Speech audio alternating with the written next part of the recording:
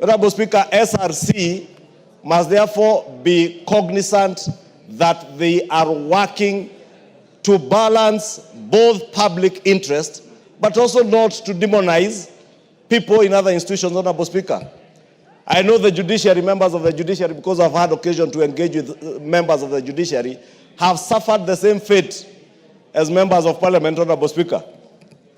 In fact, I remember, Honorable Speaker, at one point somebody in the judiciary, who I will not name, asked me, why don't you disband this commission? And I'm sure, Honorable Speaker, if it was disbanded, very many people, even in the judiciary, would be happy.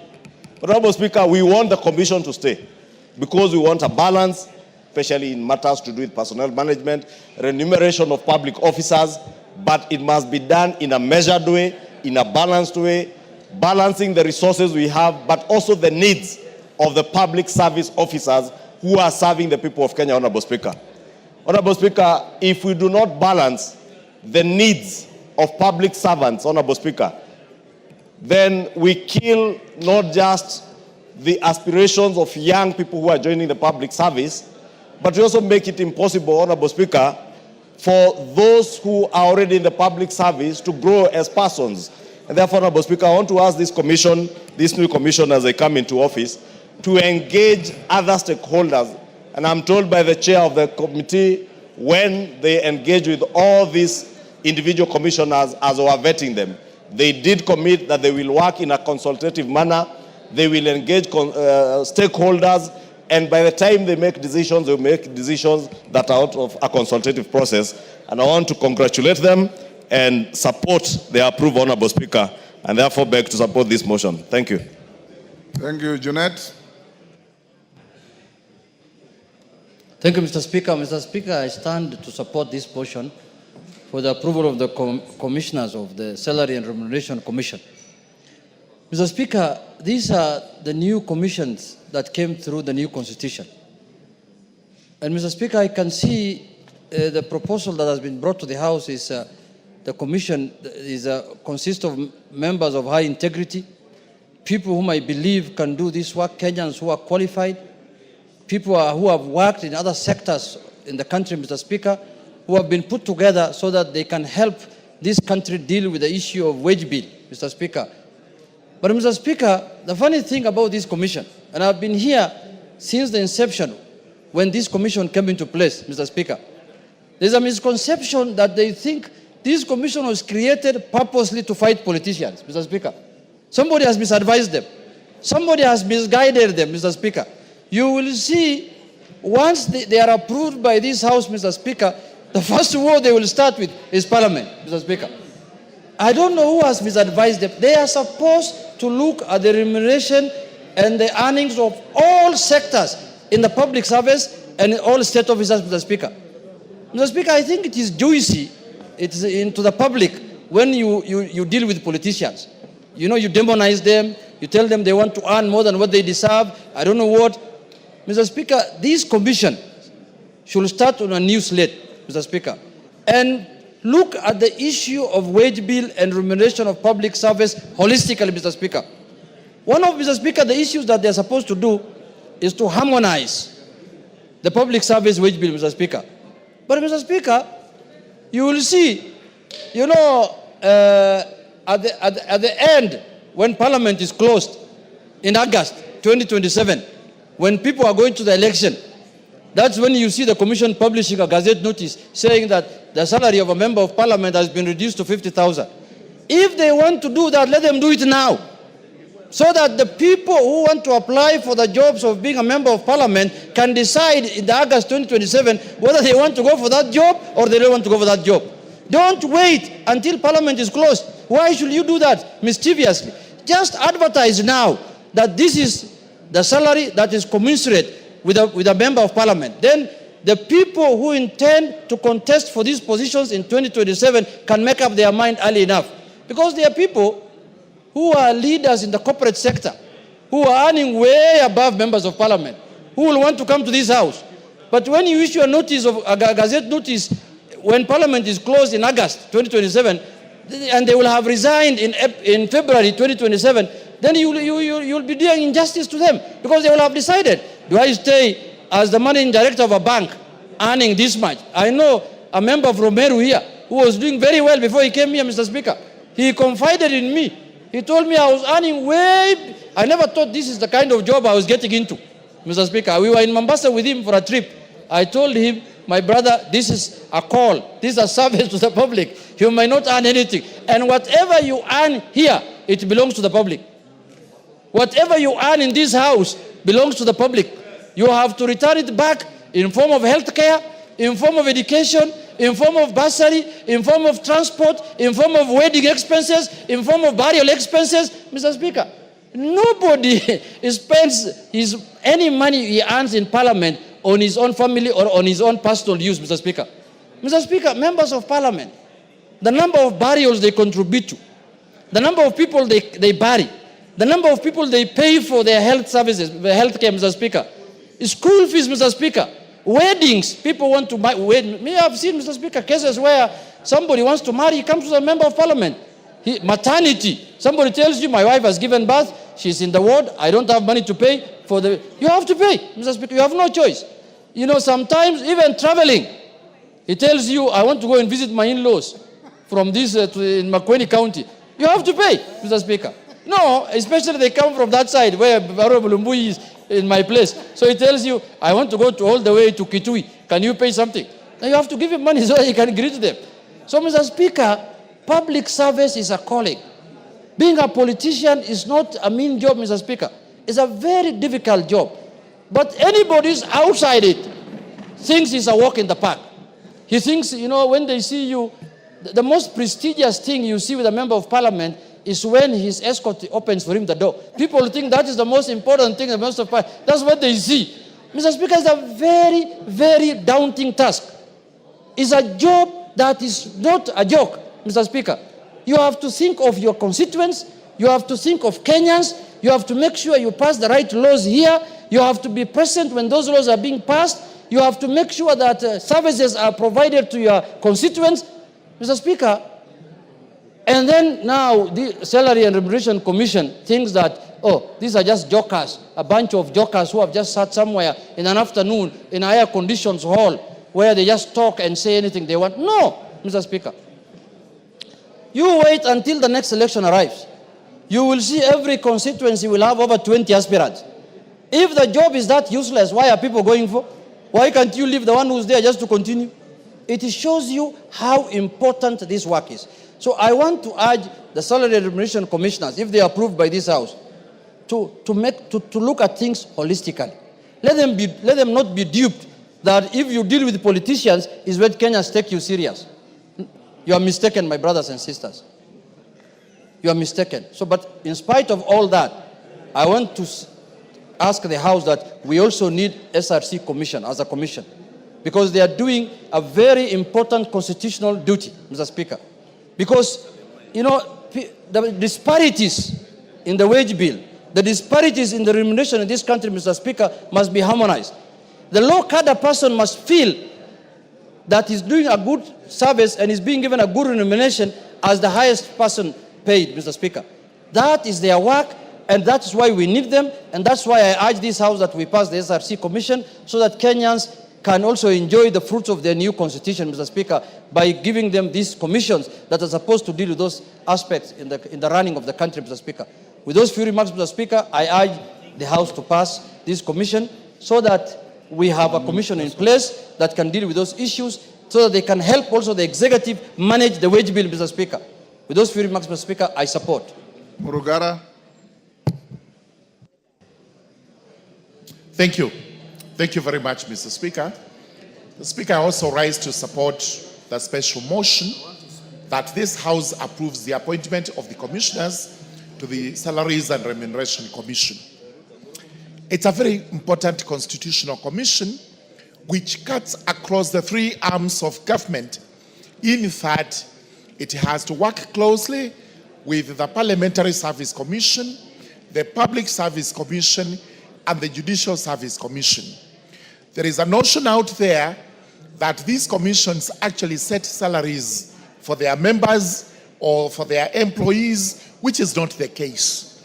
It is the SRC that recommends to these particular commissions so that salaries can, to some extent, be harmonized, although this is not the case as it is required.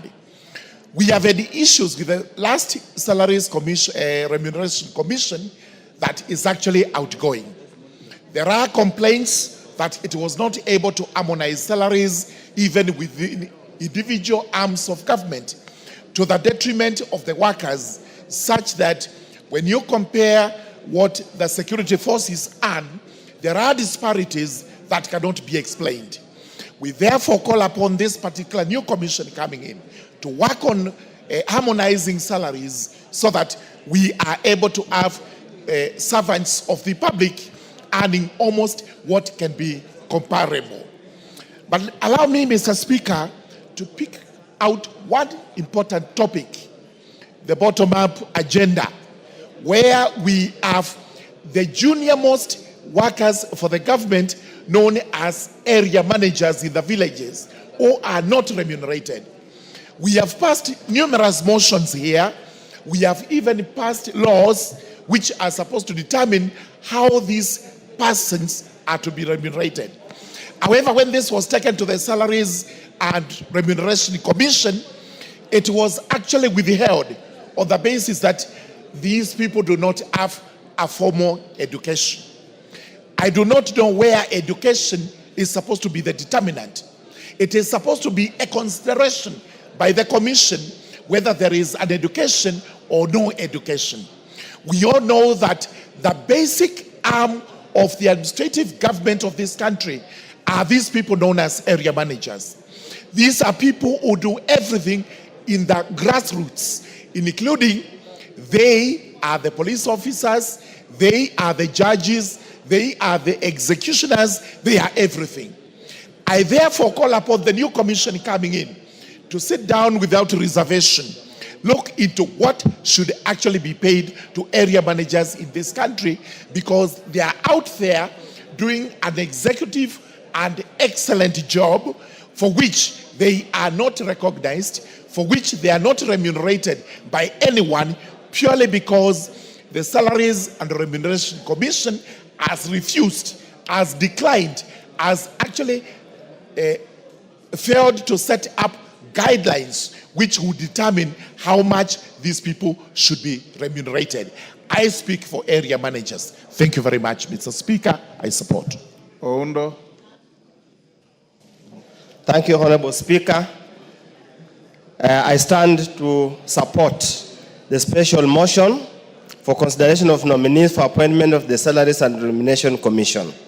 Honorable Speaker, this is a creature of the 2010 Constitution in order to solve the so-called ballooning wage bill in the public service. Honorable Speaker, once the committee has done its vetting and deliberations and have proposed approval, we, the members of parliament, need to do nothing else but support their recommendations. Honorable Speaker, allow me, as we usher in the new commission, I believe this is the third commission since the inauguration of the Constitution. Honorable Speaker, there are very many challenges in the public service. There are very many issues in the public service. I do hope and pray the new commission will address the challenges. Honorable Speaker, the disparity, both the national government and the county governments, need to be harmonized to ensure that all members, all Kenyans who work in the public service are paid what is due for their labor, for their efforts, for their level of qualifications, and for their level of experience, Honorable Speaker. This should also apply to all other arms of government, be it in the military, be it parliament, be it in the judiciary. So that when somebody wakes up in the morning to go and work, they must be paid what they deserve. Honorable Speaker, the past two commissions have had a very antagonistic approach to dealing with the members of parliament. Honorable Speaker, they have demonized members of parliament, made them look as if they're illiterate, people who have never gone to school, people who deserve nothing. Honorable Speaker, as Honorable Junet has spoken, and as the majority leader has spoken, members of parliament do more than what they are supposed to do. So in that essence, Honorable Speaker, there must be an arrangement that probably one of these days, Honorable Speaker, and I want to urge all of them to ask any member of this Salaries and Remuneration Commission probably spend a full day or several days with any member of parliament when they are in the constituencies, so they can understand the trouble and the challenges they go through, to enable, so that when they are looking at their matters, they need to look at it in a very organized and organized manner, appreciating the burden of the job at hand and everything they do. And this applies to all other cadres of jobs, Honorable Speaker. So, with those few remarks, I support the approval and wish them well. Thank you, Honorable Speaker. Gichemo Gedenji.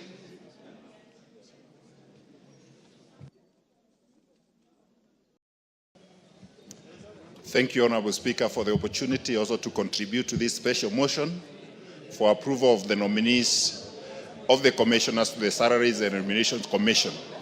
Honorable Speaker, as I contribute, let me take this early opportunity to wish you, Honorable Speaker, and all the members a blessed 2025, a year that we hope that will be very fruitful as we serve this nation in our capacity as members of parliament, and also wish all the support staff of the parliament as they serve us a wonderful new year. And also wish all our constituents whom we serve at the constituencies that we've not been able to meet a wonderful and a fruitful, blessed 2025. Honorable Speaker, I support and since the committee has already indicated that all the nominees meet all the requisite qualifications as per the law and the Constitution, I believe they will be able to serve us better than the previous commissions and serve the country better.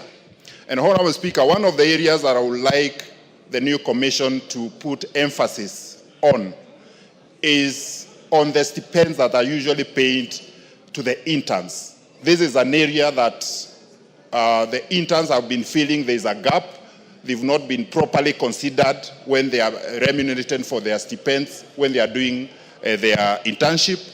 And it's an area that should be tied with a new bill that has already been brought before this parliament by Honorable Naisula, which we ably supported as the entire parliament. So it's an area that needs a lot of consideration. And also, they should also be able to harmonize all the salaries that are paid by various grades and cadres at the national level and the county governments. So we should not have areas whereby a lot of preference or a lot of any disparity. Because if various people are serving at the same level, they should actually be able to receive the same remuneration and also the same kind of allowances that are due. So, and of course, they should also, they should not create situations whereby they are in conflict with members of parliament, because we are there to serve this nation together. And all the regulations that are supposed to be done by the Salaries and Remuneration Commission should be well done, so that Parliament will also be able to support their activities for the service of this nation. So, Honorable Speaker, without belaboring the point and also much ado, I really support, and I hope they will be able to take up their jobs as soon as we are able to approve them, so that they can serve this nation and harmonize everything about salaries and remunerations. Thank you. Otienda Amolo. Thank you, Mr. Speaker. Mr. Speaker, I support this special motion for a few reasons that I will state very briefly. First of all, it is well balanced in terms of gender, in terms of ethnicity, in terms of region. And that is one of the things we require in constitutional commissions. It is also well balanced in terms of abilities, and I've seen the various nominees from the various bodies. They are promising. Mr. Speaker, I support this special motion and urge that as the commissioners come in, there are a number of things they should observe. One of the things they should observe, Mr. Speaker, is not to be a stumbling block to the idea of unionism. The remuneration, this commission was set up to facilitate the purposes of the Constitution. And one of those purposes is recognition of the right to unionism. There has become a trend where collective bargaining agreements are negotiated and then flouted, and when they are flouted, they cite the commission as the entity that has not approved. I urge them to do their work in tandem with the commission. Secondly, Mr. Speaker, I urge the commission to be aware that there's a reason why, as opposed to other commissions, they are representatives of other bodies. Among those in the list right now is a representative of the Senate, and we in the National Assembly have sent a representative. There are representations from employers, employees, and other bodies. They are wajumbe like us. They do not go there to represent themselves. They represent the entities that have sent them. And therefore, when we as Parliament send people to the Commission, the people we send must consult with us and must respect our authority. They must not go there and start fighting us. One of the things that should be noted, Mr. Speaker, that the Commission has previously had on is to look at the qualification of being a member of Parliament. Now, we know we've had this debate from the Constitution to legislation as to the minimum standards. But be that as it may, focus must be had on the work that a member of Parliament does, not just the minimum qualifications. This is the house where we have some of the highest qualified Kenyans. And therefore, you cannot sacrifice the work that a member of Parliament does merely because you say the minimum qualification is equivalent to the qualification of any other person of the lowest cadre. That is something they got wrong and they must get right. Mr. Speaker, I want to support them and give a warning bell, not just to the Commission, but to commissions generally. Commissions are supposed to be independent. They are supposed to assist the citizens. There's becoming a trend when commissions are ceding their independence. They are starting not to do the work that they were meant to do. This is becoming a threat to the Constitution and to the commissions themselves. I urge that all our constitutional commissions, and this commission particularly, should do its work without fear or favor, and should do its work with competence, and should do its work for the benefit of Kenyans at large. Mr. Speaker, I support. Thank you. Daud. Thank you, Mr. Speaker. Mr. Speaker, first, I would like to say Happy New Year to all members together with you. And secondly, Mr. Speaker, regarding the SRC, I remember when I was in the Finance Committee in the 11th Parliament, we approved Sarah Serem as the head of SRC. And when Sarah Serem came to the interview, she sounded so good. But before she left, she had shown her horns. The same with Mengich. And I hope now Semi Chepkonyi, the one who has been nominated for the chair, will not be the same as Sarah Serem or Mengich. Mr. Speaker, whenever there are salaries to be put, they always make sure that they target members of Parliament and not the others. Whereas members of Parliament have fought an election and got to this house. It is not easy to make it to this house, Mr. Speaker, as you know, because you have been in many elections. And it is very, very difficult to get here. So it is only the chosen few who can make it to Parliament. And remuneration for those people should not be a subject, because whenever you hear, it is only the members of Parliament are mentioned, the rest are not mentioned at all. Mr. Speaker, I agree with Honorable Murugara regarding the village elders. Mr. Speaker, it is high time that we remunerate the village elders.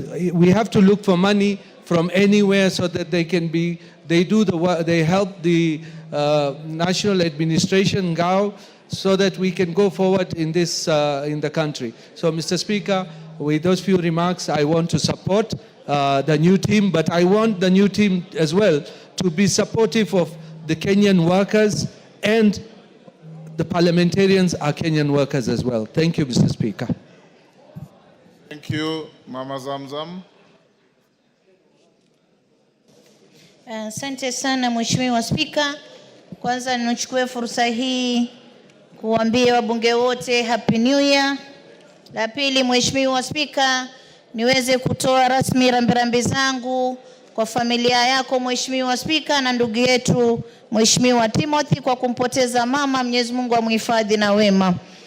Mheshimiwa Spika, nachukua fursa hii kuweza kuwapongeza wote ambao wameteuliwa katika commission ya CRC Mheshimiwa Spika, na pia niweze kueleza kama walivyoeleza wenzangu kuwa Mheshimiwa Spika, naomba Bwana Sami Chepkoni akiingia kwenye kiti hichi aweze kuangalia maslahi ya Wakenya wote Mheshimiwa Spika. Na kama walivyosema wenzangu Mheshimiwa Spika, wabunge huwa tunapata mtihani mkubwa sana wakati ambapo tunaongezwa mshahara Mheshimiwa Spika.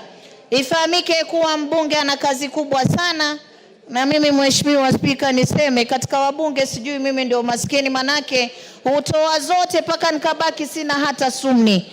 Na kwa sababu Wakenya wana matatizo mengi, Mkenya yeyote akiona mbunge anajua bili hospitali nitaenda kwa mama county, yule ambaye ana msiba nitaenda kwa mama county, yule ambaye ana matatizo yote ile nitaenda kwa mama county. Na sasa kuna pia mapya tena Mheshimiwa Spika, unapata wale watoto wetu ambao wamepata safari ya kwenda nje kutafuta kazi, inatakiwa commissioner. Mheshimiwa Spika, sisi wabunge ndio tunafuata, na si pesa kidogo, 200,000, 150,000. Na ndio maana mimi hata nilikuwa nasema hawa ambao wanashughulika na youth fund si waweze kuchukua hawa vijana wawape hizi pesa, wakienda hata waweze kulipa ngana, sisi tuweze kupunguziwa mzigo Mheshimiwa Spika.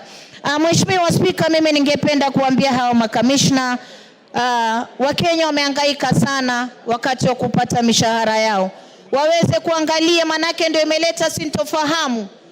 Na yule alotoka Mheshimiwa Spika aliweza kututangaza hadharani wakati ambapo hata jumba hili lilikuwa limeingiliwa na Gen Z, tukachomoka mbio Mheshimiwa Spika. Sasa bado tunafikiria yale machungu, tena unapata unaiko kwenye gazeti kwa umeongezwa mshahara 7,000 Mheshimiwa Spika. Hiyo 7,000 tulitukanwa mpaka mwenzangu akanilazimisha kwenye mkutano mmoja tukatai huo mshahara Mheshimiwa Spika, wakati ambapo iko kwenye sheria, lakini ni kwa sababu maisha yetu ilikuwa hatarini. Na Wakenya wengi walikuwa hawafikirii kuwa huyu ni mbunge, ana hili na lile, anatusaidia hapa na pale. Ile 7,000 si kitu kwenye nyongeza, lakini ilibidi Mheshimiwa Spika tuende mbio kwenye mikutano tukatae, tuseme sisi hatukubali huu mshahara, lakini ndani ya roho zetu tulikuwa tunatamani hata tuongezewe zaidi, manake mambo ni magumu Mheshimiwa Spika. Mheshimiwa Spika, nikimalizia nataka kusema hivi, ndani ya bunge hili tuliweza kupitisha hawa wazee wa mitaa ambao wanafanya kazi kubwa sana kule mashinani. Hawa ndio polisi, hawa ndio majaji kule, hawa ndio wanajua nani amepotea, hawa wanajua mtoto wa nani amepotea, hawa wanajua nyumba gani watu wamepigana, twende tukasuluhishe Mheshimiwa Spika. Wazee wa mitaa wanafanya kazi ngumu sana hata kushinda sekta nyingine yoyote Mheshimiwa Spika. Na tulipitisha hapa kuwa waongezewe mshahara, lakini haijafanyika. Namuomba ndugu yetu Sami Chepkoni na timu yake waweze kufikiria wazee wa mitaa, waweze kupewa angaa hata kidogo kama tulivyoona watu wa CHP wakipewa Mheshimiwa Spika. Na Mheshimiwa Spika, mimi napenda kusema pia kuna wale retired councillors tulipitisha pia katika bunge hii hapo nyuma kuwa waweze kupata nao kidogo kiinua mgongo, lakini mpaka sasa wale councillors walio retire na kila siku wananipigia simu kulizungumzia hili, ilipita hapa bungeni lakini bado haijakuwa effected, na mpaka sasa hakuna kitu wanapata Mheshimiwa Spika. Mwisho Mheshimiwa Spika, na waomba hawa waweze kushikana na Wakenya wote, wajue daktari, wajue mwalimu, wajue mbunge, wajue mfanyikazi yote yule wa serikali, kwa sababu maisha yamepanda sana. Kila bidhaa zikiongezeka utapata mshahara uko pale pale. Kwa hiyo wakiweza kuongezea mshahara, waangalie kutoka yule civil servant wa kule chini mpaka yule wa juu, wakipata kiinua mgongo kidogo itaweza kuwasaidia Mheshimiwa Spika. Kwa hiyo mimi nawapongeza, nasema washike kazi, wafanye kazi, waweze kuinua Wakenya wote kwa pamoja bila mapendeleo, na wasipendelee wabunge, manake sisi ndio watu wachapwa fimbo sana. Ikiwa mshahara unaongezeka, watu wengine huwezi kuona umewekwa ama unajadiliwa kwenye magazeti, lakini mshahara wa mbunge tunachapwa fimbo, na hata sijui huwa tumekosea kitu gani. Manake pia utapigwa fimbo na ukirudi nyumbani mtu ana matanga, utasikia mama county tuna msiba hapa. Mtu wengine mpaka birthday wanakuambia tusaidie birthday, umeona? Kwa hiyo tukiongezewa mshahara wa Kenya, mimi nawaomba na sisi mtuelewe, manake huwa tunakuja kwenu na hizi pesa pia tuala na nyinyi wananchi, hatuli peke yetu. Asante sana Mheshimiwa Speaker. Thank you. Honorable members, I can see the contributions are to Tologas. How much more time do you want to spend on this?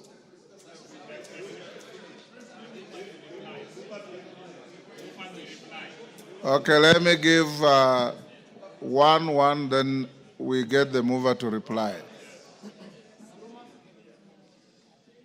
Madenge.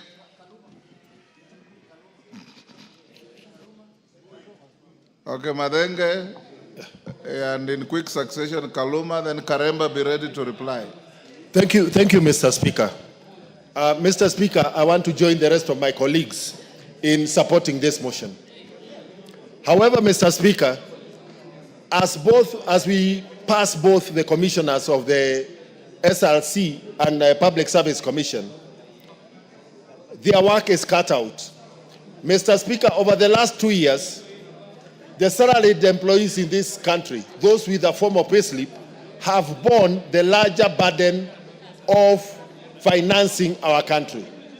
We have had increases in NSSF contributions. We have instituted the Housing Levy Fund. We have an increase in pay as you earn.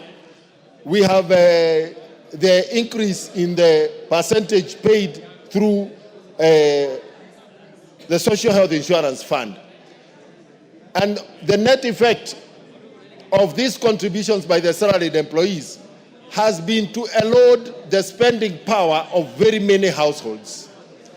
And the reduced disposable income has affected purchasing power.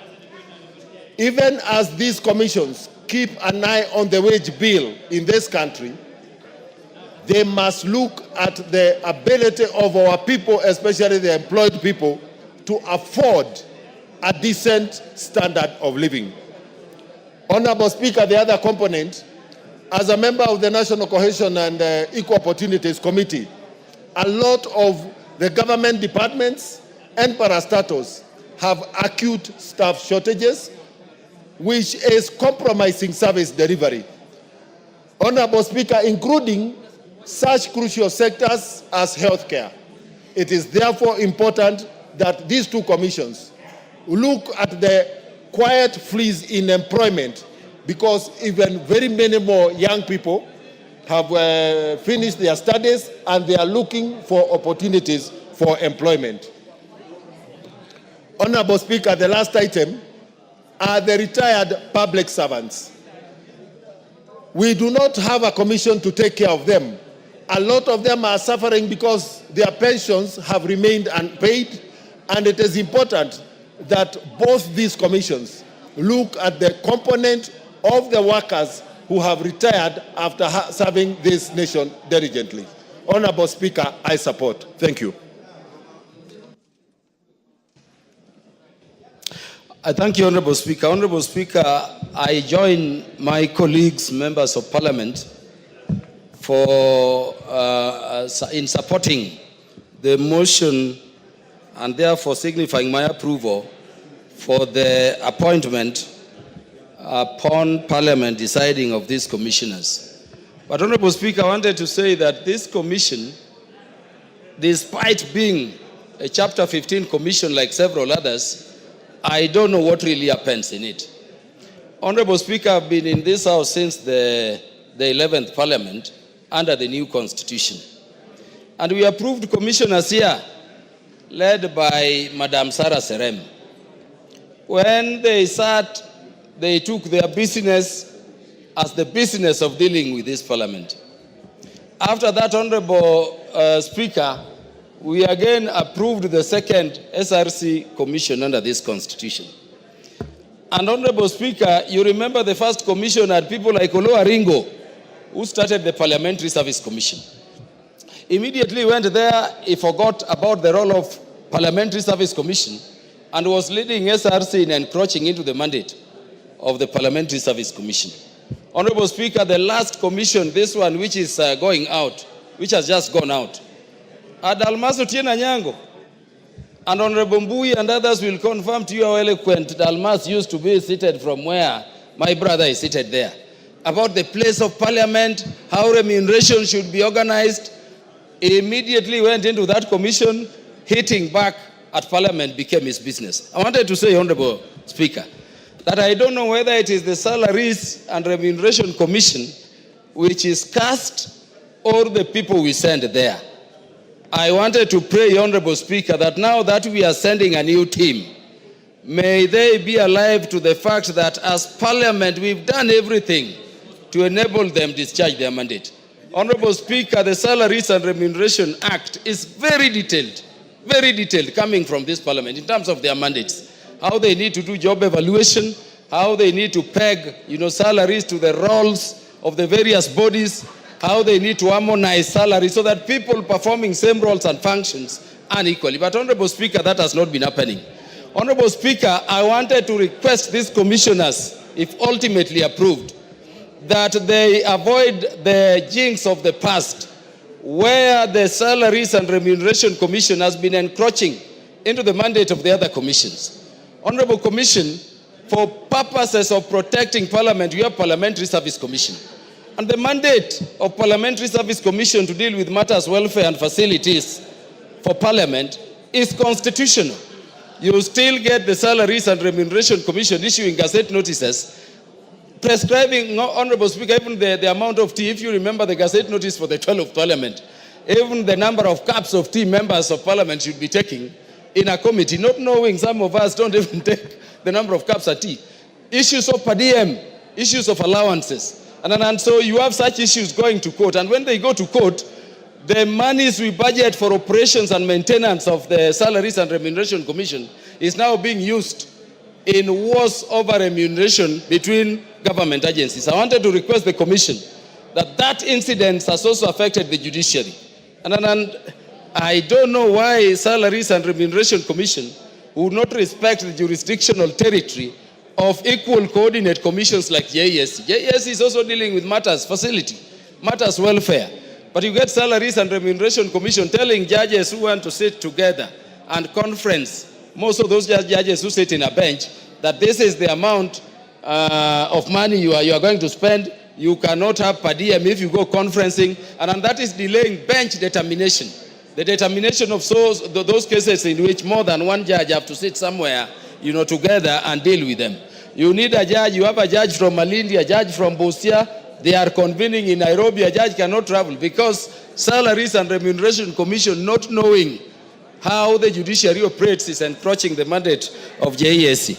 I wanted to say, Honorable Speaker, that beyond the law, we have really facilitated this commission. This is a commission, Honorable Speaker, which people thought should be part-time. Because how long should it take a commission to determine and harmonize the pay for various state bodies? In spite of that thinking, as members of Parliament, we said, Honorable Speaker, that this commission shall never be part-time, because the remuneration levels of various, cadres of government and public servants need to be reviewed constantly. I wanted to say, Honorable Speaker, that we are supporting this commission. They'll continue to operate full-time. They will be restricted to their mandate, and we will support them with a budget as required by Article 249 of the Constitution, so that they perform their role. But we need to urge the Commission, unlike the other members before, to avoid this situation where there is to be litigation, there is to be hitting at Parliament. Honorable Speaker, let me just ask the members, why, for instance, should the salary of a cabinet secretary be beyond the salary of a member of Parliament? It is because when you look at the Constitution, Honorable Speaker, for the judiciary, there is a statement saying that the remuneration of a judge shall not be changed to their detriment. The remuneration of commissioners, Chapter 15 commissioners, cannot be changed to their detriment. We don't have similar provision for Parliament. That should not allow SRC to make the remuneration of members of Parliament or state officers serving in Parliament something as a ping pong. Honorable Speaker, we are being embarrassed. Each time we have election, you return, there is a new remuneration. You sat in the 10th Parliament, Honorable Speaker, and you remember the pay for a member of Parliament was over 1 million, so about 1.2. And Honorable Speaker, it was not subject to any taxation. We come to the 11th Parliament, it is 630. We come, Honorable Speaker, to the 12th Parliament, it was moved, you remember, Honorable Speaker, to 510. And we had to go to court. And when it is pegged at 510, against all public servants and employees of government, it is only Parliament they are telling you will not have annual increment. So we need harmony in spite of the law, because the Salaries and Remuneration Act and the Constitution still says that you will harmonize. I mean, Honorable Speaker, as the head of this institution, you are the third in command of the state. You are a member of Parliament. If you are there, why do we have an evaluation in terms of job evaluation by SRC, putting members of Parliament at cadre 43, so that we are earning even less than PSS? We are earning less than CSS. How then do you oversight them? We sit, we approve them, but they sit there. We want to tell these incoming members that on my part, I will signify my approval and I'm going to vote for approval. But really, let us go back to work. Let them not just sit there. But remember, we put them as full-time so that these things can be harmonized, and we need a peaceful relationship. If there are cases, like the President said, where you have a commission suing the other, they are unnecessary. Let them be withdrawn so that, Honorable Speaker, we can be in the same light and we can be safeguarding the constitutional mandates of the various bodies. I thank you, Honorable Speaker. Karemba.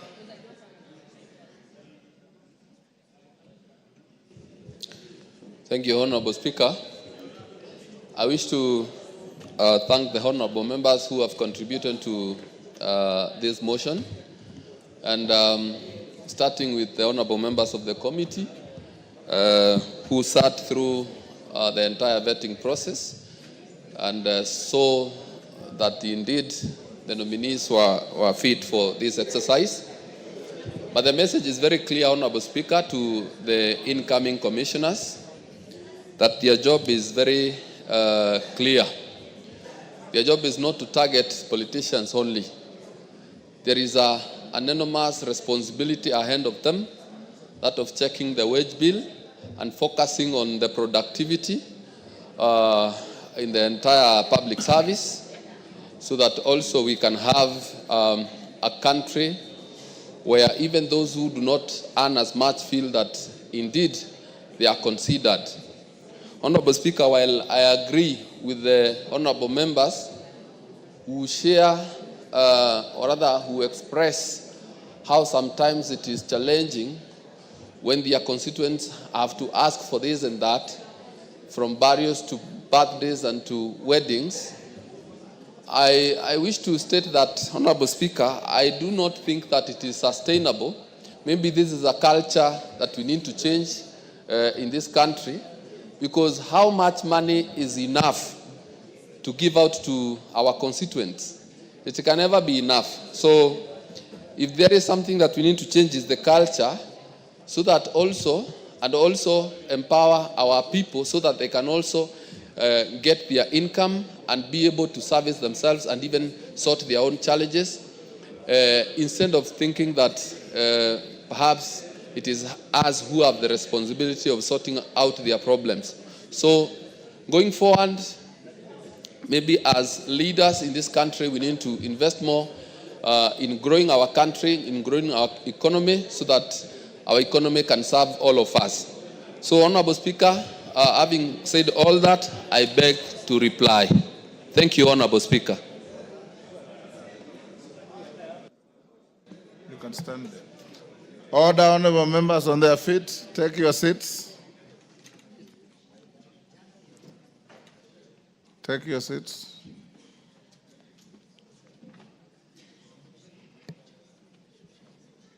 Ferdinand, take the nearest seat. Thank you. Honorable members, I'll now put the question at order number 9. There is quorum in the House.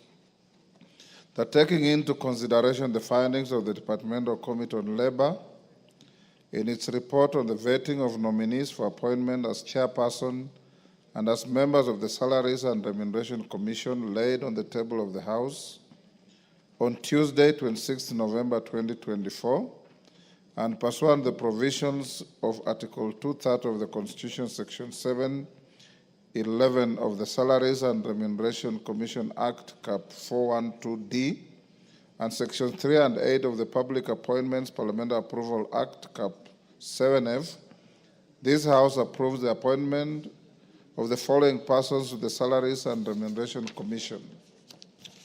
1. Sami Chepkonyi, Chairman. 2. Major General Retired Martin Kizito Ngoi, CBS, member nominated by the Defense Council. 3. Mr. Mohammed Aden Abdi, member nominated by the Senate on behalf of the county governments. 4. Ms. Jane Gataka Njage, member nominated by the Teacher Service Commission. 5. Dr. Gilda Odera, member nominated by an umbrella body representing employees. 6. Dr. Geoffrey Apollo Omondi, member nominated by an umbrella body representing trade unions. And 7.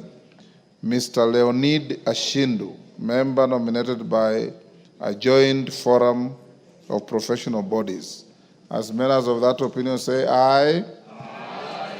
Will those of the contrary opinion say nay? The ayes have it. Next order. Order number 10, Committee of the Whole House. Members, will you be upstanding?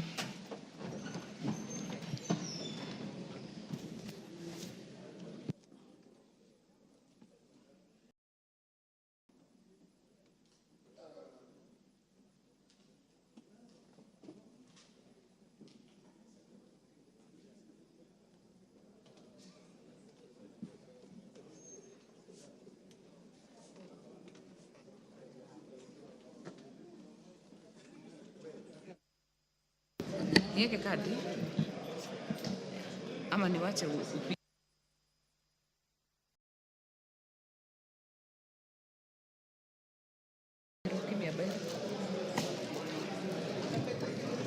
wapi? So you will let them know. We had reached clause 27, so we are resuming from 28. Okay. Then wait. Honorable members, we are now in the Committee of the Whole House for the Startup Bill, Senate Bill number 14 of 2022. We had done up to clause 27. We are resuming from clause 28. Clauses 28 and 29. No amendments. I propose the question that clauses 28 and 29 be part of the bill. I now put the question that clauses 28 and 29 be part of the bill. Will as many as are of that opinion say aye? Will as many as are of a contrary opinion say nay? The ayes have it. Clause 30. I propose the question that clause 30 be part of the bill. There is a proposed amendment by the chairperson Trade Committee. The Vice Chair, Honorable Marian. Thank you, Madam Speaker. I propose that clause 30 be amended as it appears in the order paper, and the justification for it that is amended. The amendment is aimed to accommodate the aspects of intellectual property in the proposed new clause 30A. Honorable members, the consultations are too loud. Honorable Rahim, Honorable Karido, Honorable John Paul, kindly break the kamukunji.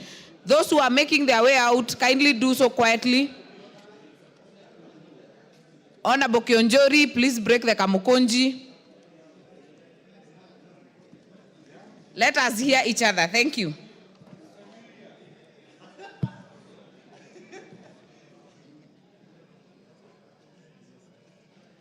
Honorable members, I propose the question that clause 30 be amended as proposed by the chair. If you are intending to speak on this, kindly use the intervention. Honorable Mayaka. Thank you, Honorable Chair. Honorable Chair, I want to support this particular amendment, and the reason is because it actually comes in to enrich the clause number 30. And further to that, Honorable Chair, we've not had an opportunity where we have a law that puts in place specific regulations that support the copyright, and this particular one does that, and including the fact that for the startups, it's actually going to give financial support mechanisms to the people who have startups. So for that reason, I do support the amendments. I thank you. Very well. I put the question then that clause 30 be amended as proposed by the chair. Will as many as are of that opinion say aye? Will as many as are of a contrary opinion say nay? The ayes have it. I now put the question that clause 30 is amended be part of the bill. Will as many as are of that opinion say aye? Will as many as are of a contrary opinion say nay? The ayes have it. Clause 31. I propose the question that clause 31 be part of the bill. Honorable Keitany. Thanks, Madam Chair. I propose that that clause 31 be amended as it appears in the order paper, and the justification for it is that the proposed amendment is to be deleted, is covered under clause 27A, sorry. Thank you. Very well. I propose the question that clause 31 be amended as proposed by the chair. I therefore put the question that clause 31 be amended as proposed by the chair. Will as many as are of that opinion say aye? Will as many as are of a contrary opinion say nay? The ayes have it. I now put the question that clause 31 is amended be part of the bill. Will as many as are of that opinion say aye? Will as many as are of a contrary opinion say nay? The ayes have it. Clauses 32 and 33. No amendment. I propose the question that clauses 32 and 33 be part of the bill. I now put the question that clauses 32 and 33 be part of the bill. Will as many as are of that opinion say aye? Will as many as are of a contrary opinion say nay? The ayes have it. Clause 34. I propose the question that clause 34 be part of the bill. Chair. Thank you, Madam Speaker. I propose that clause 34 be amended as it appears in the order paper, and the justification for it is that the proposed amendment is to protect personal data of startups. Thank you. Very well. I propose the question that clause 34 be amended as proposed by the chair. Honorable Oundo, are you on this? Yes, Chair. Chair, can order members. Honorable TJ. The Attorney General. Honorable Rosa Buyu, please break the Kamukunji so that we hear Honorable Member for Funyula. Thank you, Honorable. Thank you, Chair. I support the amendment because there's an element of intellectual property, and in the country where there is misuse of personal data, these particular provisions saves or protects the interest of the innovators and everybody involved in this business. Thank you, Honorable Chair. Very well. Honorable Mayaka. Thank you, Honorable Chair. Honorable Chair, also support this particular amendment because, Honorable Chair, we live in a world that is very much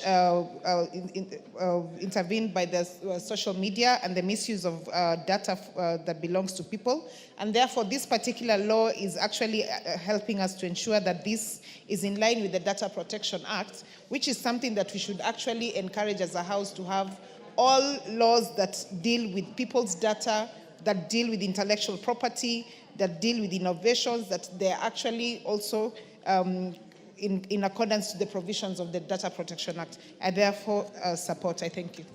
Member for Nandi.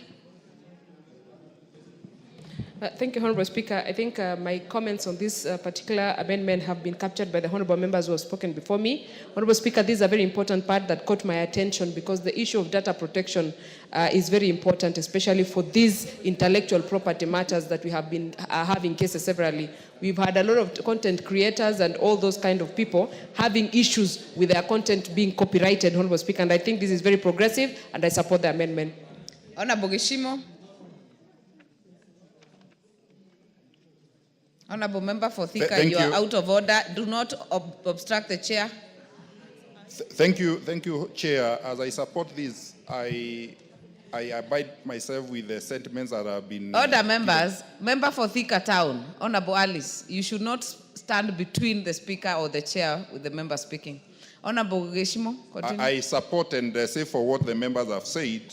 One of the reasons that I'm supporting is that the initial clause was purporting to amend another act, which is irregular.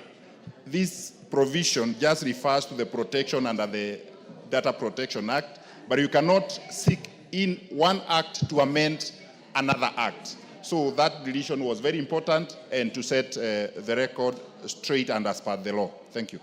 Very well. Honorable Elachi. Thank you, Chair. I also want to support, knowing very well, Chair, this is a startup when somebody is starting his or her business. And you can imagine how one can turn out and be malicious to just mess up that business. And so I know we have very many young people who are doing startups, and this will help them to protect not just their data, but to protect their businesses from AI. And in this house, we must be very critical in now dealing with misuse of technology and how people are using it. We must put in a law to bring a consent to say, before you use my face or anything, you must have gotten consent from that person. Thank you, Madam Speaker. Very well. Honorable Zamzam, are you on this?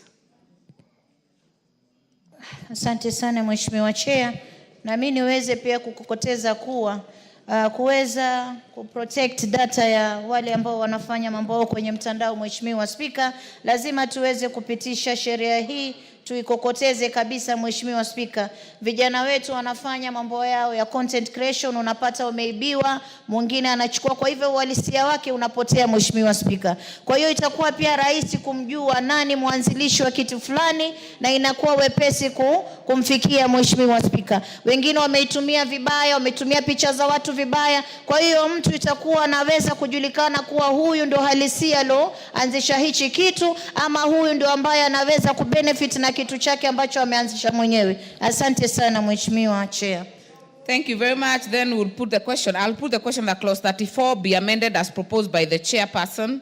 Will as many as are of that opinion say aye? Will as many as are of a counter opinion say nay? The ayes have it. I now put the question that clause 34 is amended be part of the bill. Will as many as are of that opinion say aye? Will as many as are of a counter opinion say nay? The ayes have it. New clauses. New clause 4A.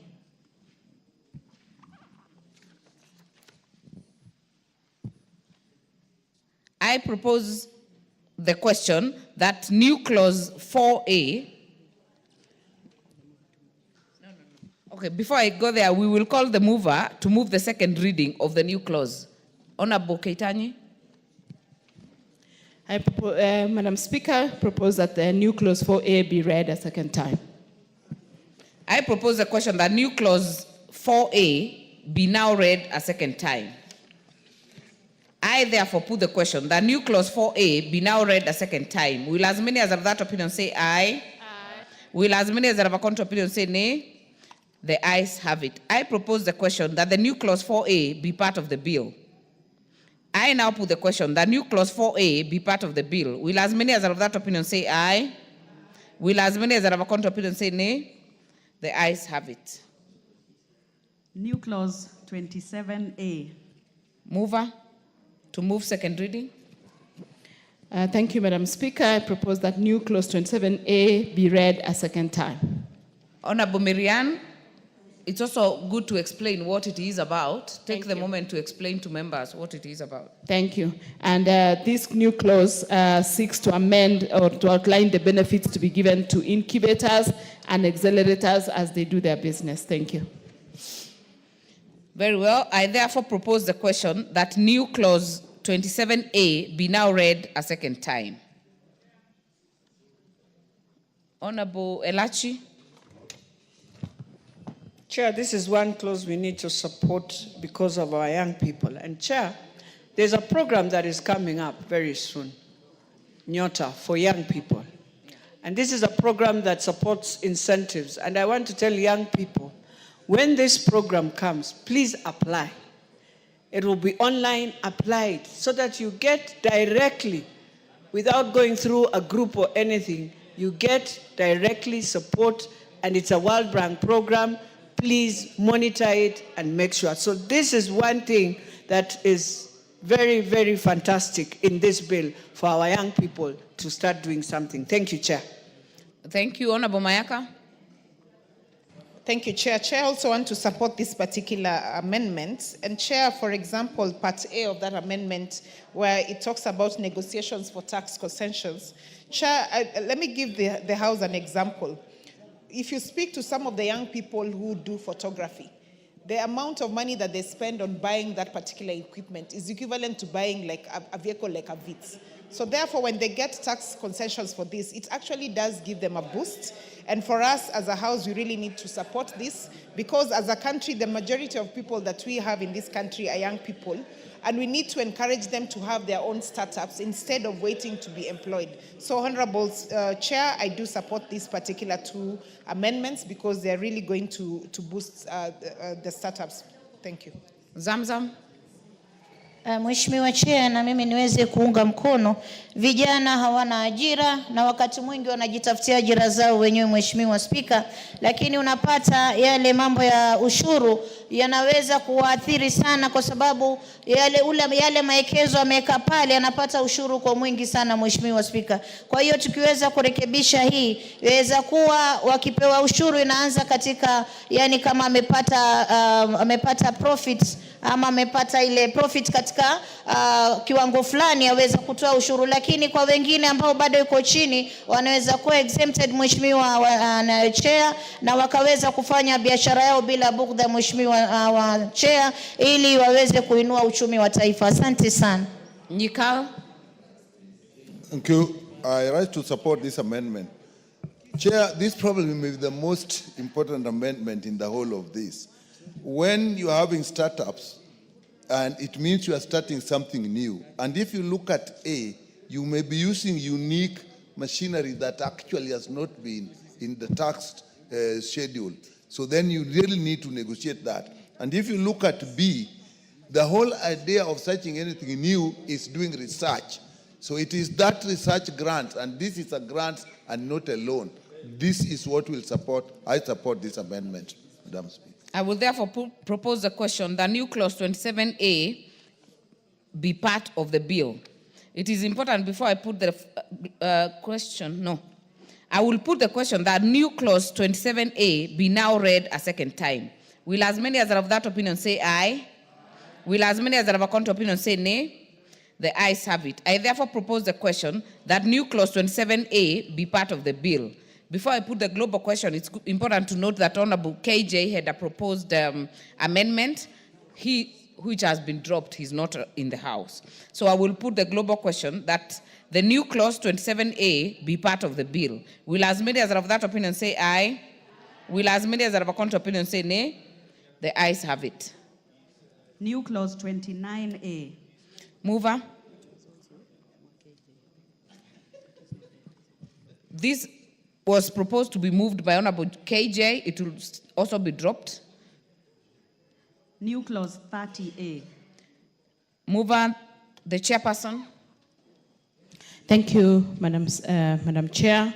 Propose that the new clause 30A be read a second time, and the justification for it is that this amendment aims to safeguard innovations and intellectual property rights of startups, because many of these startups don't get this kind of incentive, so this will help to protect their rights. Very well. I propose the question that new clause 30A be now read a second time. I put the question that new clause 30A be now read a second time. Will as many as are of that opinion say aye? Will as many as are of a contrary opinion say nay? The ayes have it. I propose the question that new clause 30A be part of the bill. Honorable Oundo. Chair, as the Vice Chair of the committee has pointed out, these innovators need to be protected. Copywriting, fake, and all those kind of things. And that's why now this particular bill is ensuring that Kenya Industrial Property Institute takes all measures within its powers to make sure that the rights, the intellectual property rights of the innovators is protected.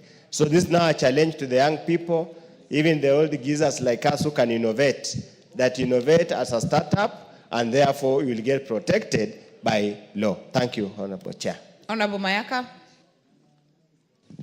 Thank you, Honorable Chair. Chair, I do support this particular amendment. And Chair, I just want to remind the House about a particular issue that we did have between us and Japan when we were the attempt to have intellectual property on the Kyondo from Kenya.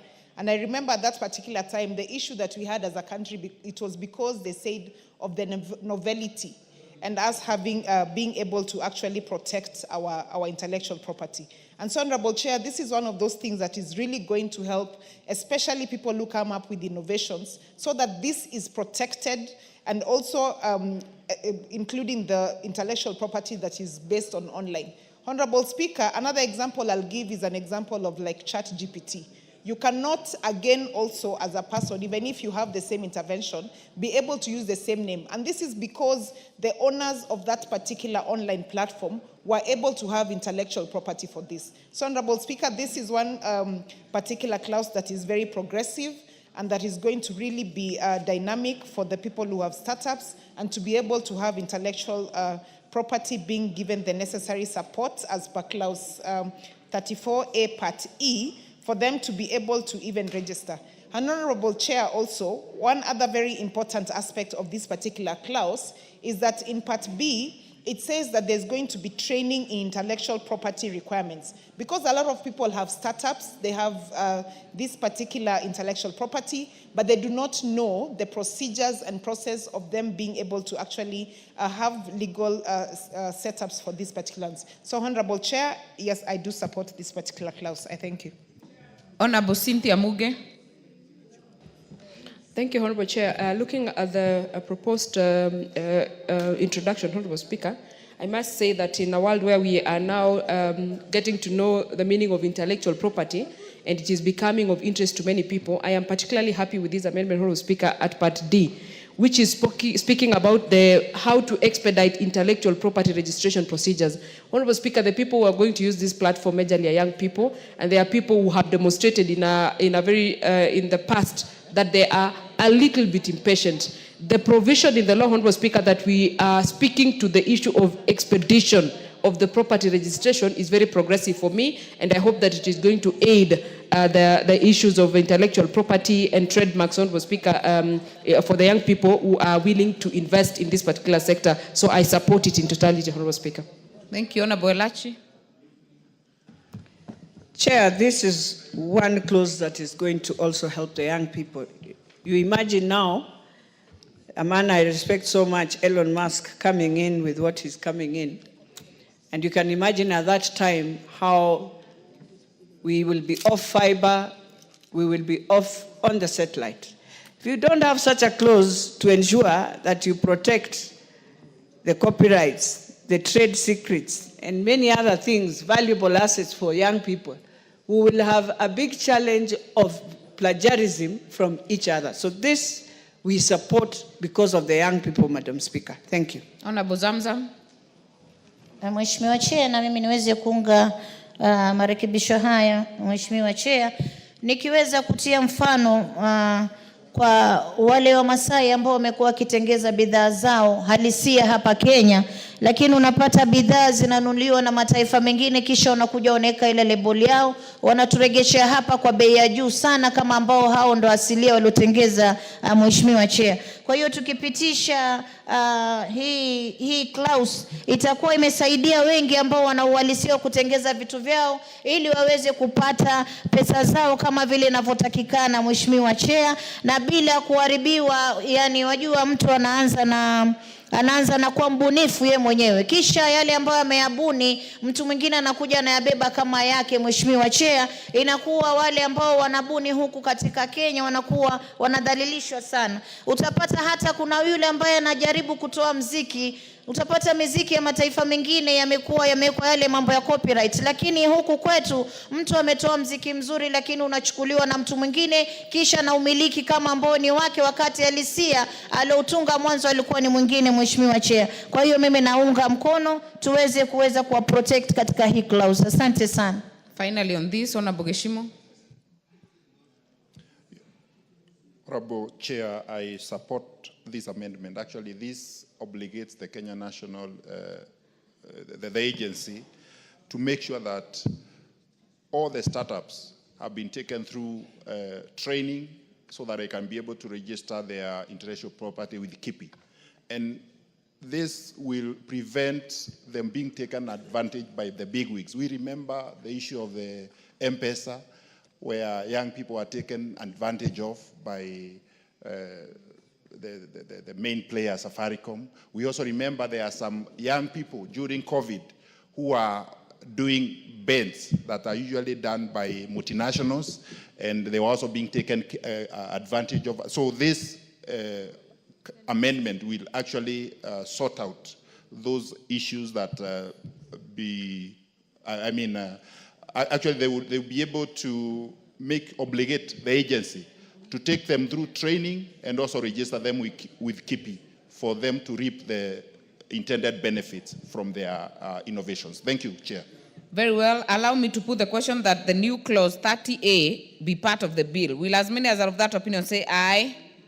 Will as many as are of a contrary opinion say nay? The ayes have it. New part 5A, comprising of new clauses 32A and 32B. Mover.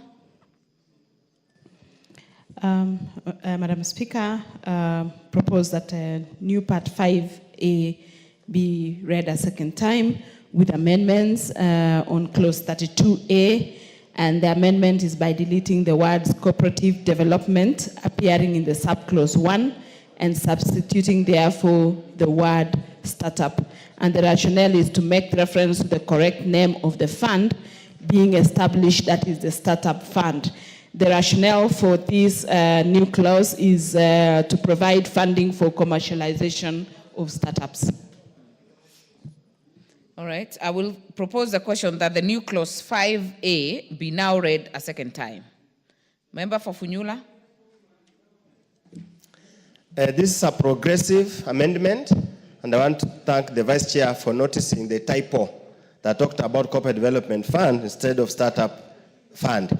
I just want to let the people of Kenya know that there are also funds for this startup is from the government, county government, and the key players in this sector is Kenya National Innovation Agency and Kenya Industrial Estates. So whatever they need, any money for any kind of work, for any kind of thing, this is where to look for the money. Thank you, Honorable Chair. Thank you. I will propose the question that the new clause, I will now put the question that the new clause 5A be now read a second time. Will as many as are of that opinion say aye? Will as many as are of a contrary opinion say nay? The ayes have it. I propose the question that new clause 5A be part of the bill. I put the question that new clause 5A be part of the bill. Will as many as are of that opinion say aye? Will as many as are of a contrary opinion say nay? The ayes have it. New clause 34A. Mover. Thank you, Madam Chair. Propose that the new clause 34A be read a second time, and the justification for this is this amendment seeks to provide a penal provision in order for it to act as a deterrent of falsifying information. Thank you. I therefore propose the question that new clause 34A be now read a second time. Honorable Member for Nandi. Honorable Chair, if you look at clause 34A2, it has a very good provision, Honorable Chair, that does not talk about only the penalty, but it also says that in addition to any penalty referred to in the subsection 1, the court may order or prohibit the doing of any act to stop a continuing contravention. Honorable Chair, you have noted, when things go to the court, people sometimes continue to earn or continue to benefit from the wrongs that they have done as the wheels of justice take time. So, Honorable Speaker, the 34A2 is a very progressive provision that it will be able to help in prohibition or any continuing contravention of the same. So I support this amendment, Honorable Chair. Very well. Honorable Mayaka. Thank you, Chair. Chair also support this particular amendment because from the onset, what we are trying to do is ensure that we are maintaining good practice and due process and good order, so that anybody who tries to do any contraventions or even tries to get startups into getting into businesses or get into innovations that are not actually legal, they can actually be discouraged from the offset, especially when they see what the consequences for that are. So I therefore support this amendment. I thank you. Thank you. Honorable Mizigi. Thank you very much, Chair, for this opportunity, and Happy New Year to everyone. I also want to support this amendment because looking at it, it's going to be a mitigating a measure to a lot of information that most of the time is controversial and brings a lot of complication when it comes to matters giving penalties. So I support. Honorable Nikau. I rise, Chair, to support this. This is actually very important, particularly relating to what we have passed on intellectual property, particularly TRIPS, trade-related intellectual property rights. That is actually where a lot of people lose out, because you will have those trade-related rights and there's no punishment that goes with them. So I think this will go a long way in supporting that. Zamzam. Chair, hii section 2 naona niweze kuiunga mkono kwa sababu tunajua koti zetu huwa zinachukua muda sana kutoa uamuzi, na pengine kama mtu ameshtaki na bado biashara yake inazidi kudhurika akingoja matokeo ya koti, afadhali waweze kuweka ile sheria ya kuwa huyo mtu pia asimamishwe kama bado anafuatia kesi, Mheshimiwa Chair. Kwa hiyo mimi naiunga mkono hii. Yeshimo. Chair, every law should not be made in vain, and in proper drafting, every law should have a penalty clause. The initial bill missed out on that, and that is why the introduction of the penalty clause in this bill is very, very important, whereby maybe regulations that will follow thereafter will also maybe cross-check, cross-refer in terms of the penalties. That is why this amendment is very crucial. Thank you, Chair. Thank you. I therefore put the question that new clause 34A be now read a second time. Will as many as are of that opinion say aye? Will as many as are of a contrary opinion say nay? The ayes have it. I propose the question that the new clause 34A be part of the bill. I put the question that new clause 34A be part of the bill. Will as many as are of that opinion say aye? Will as many as are of a contrary opinion say nay? The ayes have it. Honorable members, before we proceed to clause 2, I would like that we revisit clause 27A after consultation with the chair, and we'll just redo it again so that we include 27A, 27B, and 27C to be on record. New clause 27A, 27B, and 27C. I propose the question that clauses, it's moving, yeah. It's a new clause, so mover, kindly move with clarity on the 3. Thank you, Madam Chair. I propose that the new clause 27A, 27B, and 27C be read a second time. And we had dealt with the 27A in terms of justification. For B, the justification is that the proposed amendment is aimed at attracting more investments for startups. And these startups, these investments are basically tax reliefs for startups. And this is basically for both the new investor and also the organizations that are willing to invest in startups. And as well for 27C, the amendment is aimed at enhancing clarity on persons eligible for this exemption that is captured in B. Thank you. I therefore propose the question that new clause 27A, B, and C be now read a second time. I put the question that the new clause 27A, 27B, and 27C be now read a second time. Will as many as are of that opinion say aye? Will as many as are of a contrary opinion say nay? The ayes have it. I propose the question that new clause 27A, 27B, and 27C be part of the bill. I now put the question that clauses 27A, 27B, and 27C be part of the bill. Will as many as are of that opinion say aye? Will as many as are of a contrary opinion say nay? The ayes have it. Clause 2. Mover? No. I propose the question that clause 2 be part of the bill. Vice Chair? Thank you, Madam Chair. I propose that clause 2 be amended as it appears in the order paper, and the justification for that is that the new definitions provide the meaning for various terms that are going to be used in the bill, and the amendment of the term also Cabinet Secretary is to clarify that since startups are MSMEs, the law will be implemented by the Cabinet Secretary responsible for micro and small enterprises.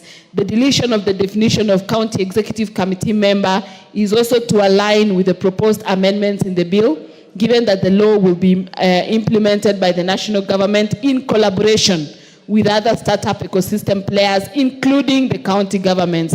And also that deletion of the definition startup incubator is for the cleanup of the bill because it is similar to the definition of incubator that is already defined. Thank you.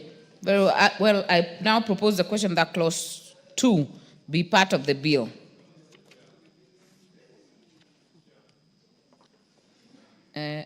Honorable Gishimo? Chair, while considering this bill as a committee, we also found that there are quite a number of terms that were regularly used in the bill and had not been defined. So this section seeks now to define those terms for the better understanding of the bill. Thank you, Chair. Honorable Mayaka? Thank you, Chair. Chair, I just want to go on record to having supported the particular amendments from the committee as has been proposed, because this also helps to give context to the particular terms that have been used within the bill, and also for the introduction of the amendments that have been put so that it is also in line and complies with the amendments. So I therefore support the amendments. I thank you. Thank you. Honorable Nikal? Yeah, we must support this. And without this, the whole act would be unimplementable because nothing is defined. People do whatever they want. So I think this we must support. That it came later is not important, but it will enable the act to be implemented. I support. Honorable Muge? Thank you, Honorable Chair. Having taken my time to interact with the bill as it were when it came to the Assembly, I want to appreciate the committee for doing a lot of technical definition of most of these terms and making it more comprehensive. Honorable Chair, when I went through it, I had a lot of question marks at the end of each and every definition and a lot of underlining. Honorable Speaker, Honorable Chair, today I think this has captured a lot more of the things that were unclear, and it is going to help with the implementation seamlessly.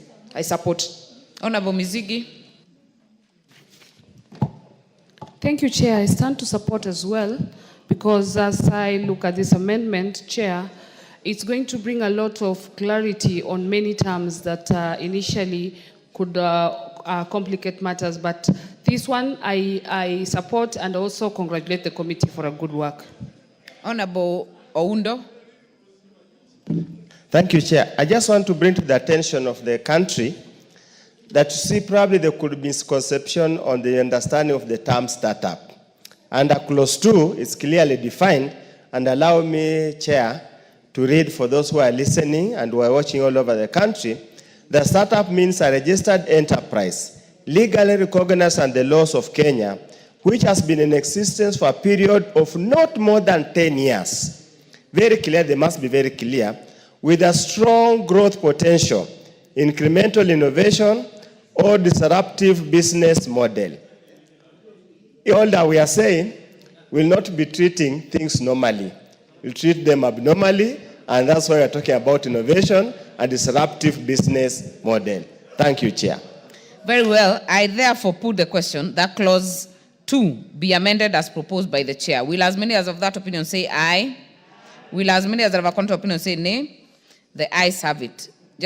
I will therefore, just before I put the global question, I will note the proposed amendment by Honorable John Carrier is dropped, and I will put the question that clause 2 as amended be part of the bill. Will as many as of that opinion say aye? Will as many as have a contrary opinion say nay? The ayes have it. Title. I propose the question that the title of the bill be the title of the bill. Mover, you have a proposed amendment? No, thank you. Just to propose, Chair, that the title of the bill be as proposed as it is in the order paper, and this is to widen the scope of the application of the Act. I therefore propose the question that the title be amended as proposed by the Chair. I will put the question that the title be amended as proposed by the Chair. Will as many as are of that opinion say aye? Will as many as are of a contrary opinion say nay? The ayes have it.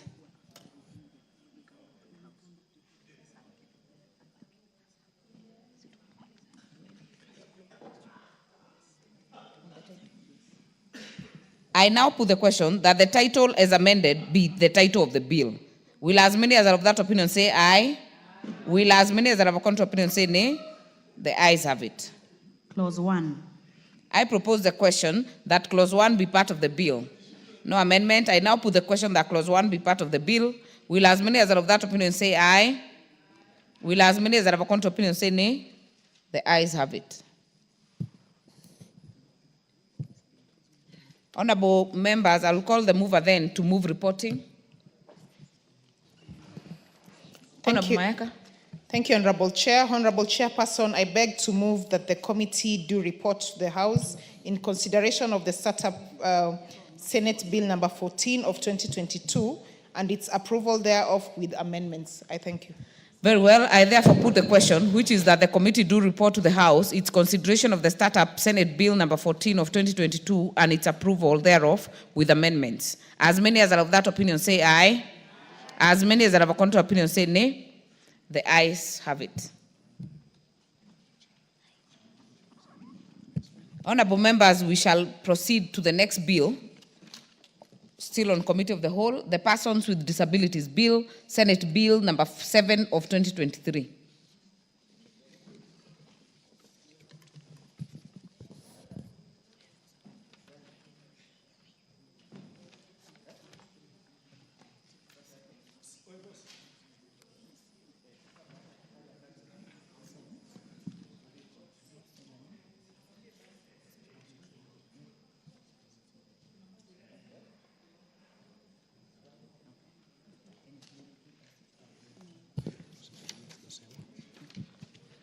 We shall then begin. Clause 3. I propose the question that clause 3 be part of the bill. No amendment. I will put the question that clause 3 be part of the bill. Will as many as are of that opinion say aye? Will as many as are of a contrary opinion say nay? The ayes have it. Clause 4. I propose the question that clause 4 be part of the bill. Mover, Chair, Committee on Social Protection. Honorable Alice. Honorable Chair, I beg to move that clause 4 of the bill be amended as per the order paper. The justification, the amendment seeks to obligate the national government to develop policies on the protection and promotion of the rights of persons with disability. And the amendment seeks to obligate the national government to promote inclusion and integration of persons with disability in schools. Very well. I propose the question that clause 4 be amended as proposed by the Chair. Member for Nandi. Are you on this? Yes, Chair. I like especially the replacement from welfare to the rights, because, Honorable Chair, we cannot continue treating the quality of the persons living with disability issues as something that can either be done or might not be done. It must be treated as an entitlement to them, because they have a right. So, Honorable Chair, I support the amendments and particularly that part of it. Very well. Honorable Member from Mombasa. Mheshimiwa Chair, na mimi niweze kuunga kwa sababu tukitoa neno welfare na kuweka rights inasisitiza kuwa hii ni haki yao. Lakini tukiacha welfare ilikuwa kidogo wanatatizika, wakati ambapo ni haki yao kupata huduma, ni haki yao kuangaliwa kama vile Wakenya wengine. Mheshimiwa Chair, na mimi naunga hapo. I therefore put the question that clause 4 be amended. I therefore put the question that clause 4 be amended as proposed by the Chair. Will as many as are of that opinion say aye? Will as many as are of a contrary opinion say nay? The ayes have it. I now put the question that clause 4 as amended be part of the bill. Will as many as are of that opinion say aye? Will as many as are of a contrary opinion say nay? The ayes have it. Clause 5. I propose the question that clause 5 be part of the bill. Mover. Honorable Chair, I beg to move that clause 5 be amended as per the order paper. Justification, the amendments seek to obligate the county government to develop policies on the protection and promotion of the rights of the persons with disability. Further, the amendments are necessary to align the bill with Article 58 of the Constitution, which provides that children have a right to free and compulsory basic education, which includes pre-primary education. I propose the question that clause 5 be amended as proposed by the chair. I put the question that clause 5 be amended as proposed by the chair. Will as many as are of that opinion say aye? Will as many as are of a contrary opinion say nay? The ayes have it. I now put the question that clause 5 is amended be part of the bill. Will as many as are of that opinion say aye? Will as many as are of a contrary opinion say nay? The ayes have it. Clause 6. I propose the question that clause 6 be part of the bill. Mover. Honorable Chair, I beg to move clause 6 be amended as per the order paper. Justification, the amendment is necessary to align the clause 6 with the provision of Article 2(1) of the Constitution on equality and freedom of discrimination. I therefore propose the question that clause 6 be amended as proposed by the chair. I put the question that clause 6 be amended as proposed by the chair. Will as many as are of that opinion say aye? Will as many as are of a contrary opinion say nay? The ayes have it. I now put the question that clause 6 as amended be part of the bill. Will as many as are of that opinion say aye? Will as many as are of a contrary opinion say nay? The ayes have it. Clause 7. I propose the question that clause 7 be part of the bill. No amendment. I put the question that clause 7 be part of the bill. Will as many as are of that opinion say aye? Will as many as are of a contrary opinion say nay? The ayes have it. Clause 8.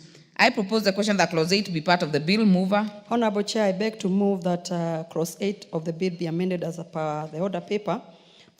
Justification, the amendments seek to ensure that the exercise of the right to marry is based on free and full consent of the parties. The amendment also seeks to delete the word sexuality and replace with sexual to make reference to the correct terminology as employed on other statutes, which is sexual and productive health.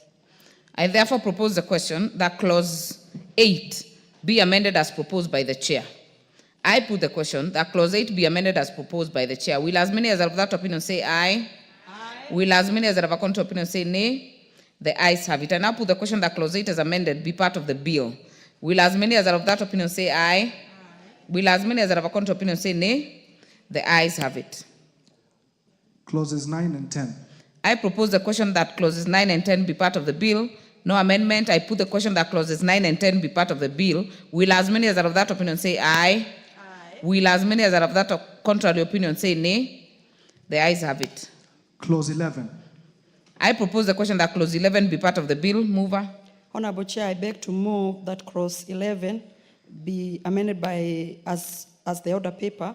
The amendments seek to align the bill with the provision of the Basic Education Act, which recognizes the right of every child to access quality and inclusive education.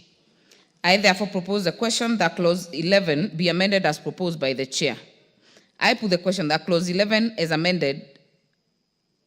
I put the question that clause 11 be amended as proposed by the chair. Will as many as are of that opinion say aye? Will as many as are of a contrary opinion say nay? The ayes have it. I therefore put the question that clause 11 as amended be part of the bill. And before I put the global question, it's important to note that there was a proposed amendment by Honorable Member for Mathare, which will be dropped since he's not in the House to prosecute. I will therefore put the question that clause 11 as amended be part of the bill. Will as many as are of that opinion say aye? Will as many as are of that contrary opinion say nay? The ayes have it. Clauses 12, 13, 14, 15, 16, 17, 18, and 19.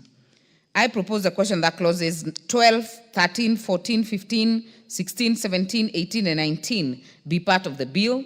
I put the question that clauses 12, 13, 14, 15, 16, 17, and 18 and 19 be part of the bill? Will as many as are of that opinion say aye?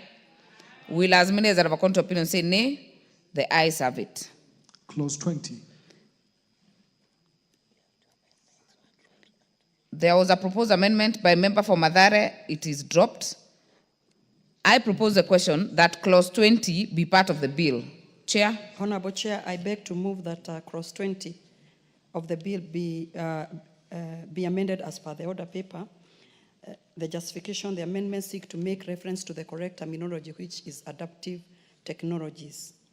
This shall ensure that the council, in consultation with relevant government establishment, shall guarantee that running institutions provide individualized support measures, appropriate equipment, assistive devices, adaptive technology that maximizes academic and social development, consistent with the goal of full inclusion of adults with disability. I therefore propose the question that clause 20 be amended as proposed by the chair. Member for Nandi. Honorable Chair, I have nothing useful to add to this amendment, but I want to thank the committee for saving this Honorable House the embarrassment of having the wrong terminology, Honorable Chair, while it is actually sort of straightforward, but I thank the committee for noting that. Thank you, Honorable Chair. I support. Honorable Elachi. Thank you, Chair. Chair, this is one amendment that I'm hoping even as we do NCGDF, we can now see how to support. Because you find that many of our children who are in school at the moment, and especially when they are doing their exams. Let me just give an example of the blind. You find it is so difficult to just have the devices that are needed for them to have this, to be doing their exams, even just their photocopier. So I'm hoping even as we do it here, it will relate, and at one point we can support using to buy now these equipments, Madam Speaker. So I really support this. Member for Mombasa. Mheshimiwa Chair, matamshi yakihitilafiana kidogo yaweza kubadilisha muongozo wa jambo fulani, Mheshimiwa Chair. Kwa hiyo mimi nawapongeza kamati kwa kuweza kulichunguza hilo na kulitambua, kwa sababu ilikuwa inatoa mwelekeo tofauti katika masuala ya walemavu. Kwa hiyo mimi nawapongeza na naweza kuunga mkono. Asante sana. Allow me to put the question that clause 20 be amended as proposed by the chair. Will as many as are of that opinion say aye? Will as many as are of a contrary opinion say nay? The ayes have it. I put the question that clause 20 as amended be part of the bill. Will as many as are of that opinion say aye? Will as many as are of a contrary opinion say nay? The ayes have it. Clause 21. I propose the question that clause 21 be part of the bill. Honorable Chair, I beg to move that clause 21 of the bill be amended as per the order paper. Justification being that the amendments seek to ensure that undue burden is not placed on employees with few staff. In this regard, the requirement that compels employers to reserve at least 5% direct employment opportunities for persons with disability to ensure employment shall only apply to all employer who has at least 20 employees. Thank you, Honorable Chair. I therefore propose the question that clause 21 be amended as proposed by the chair. Honorable Mayaka.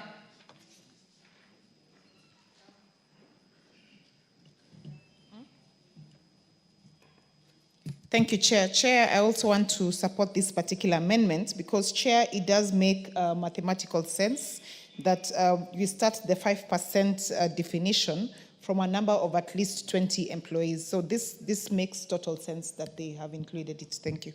Very well. Honorable Zamzam, are you on this?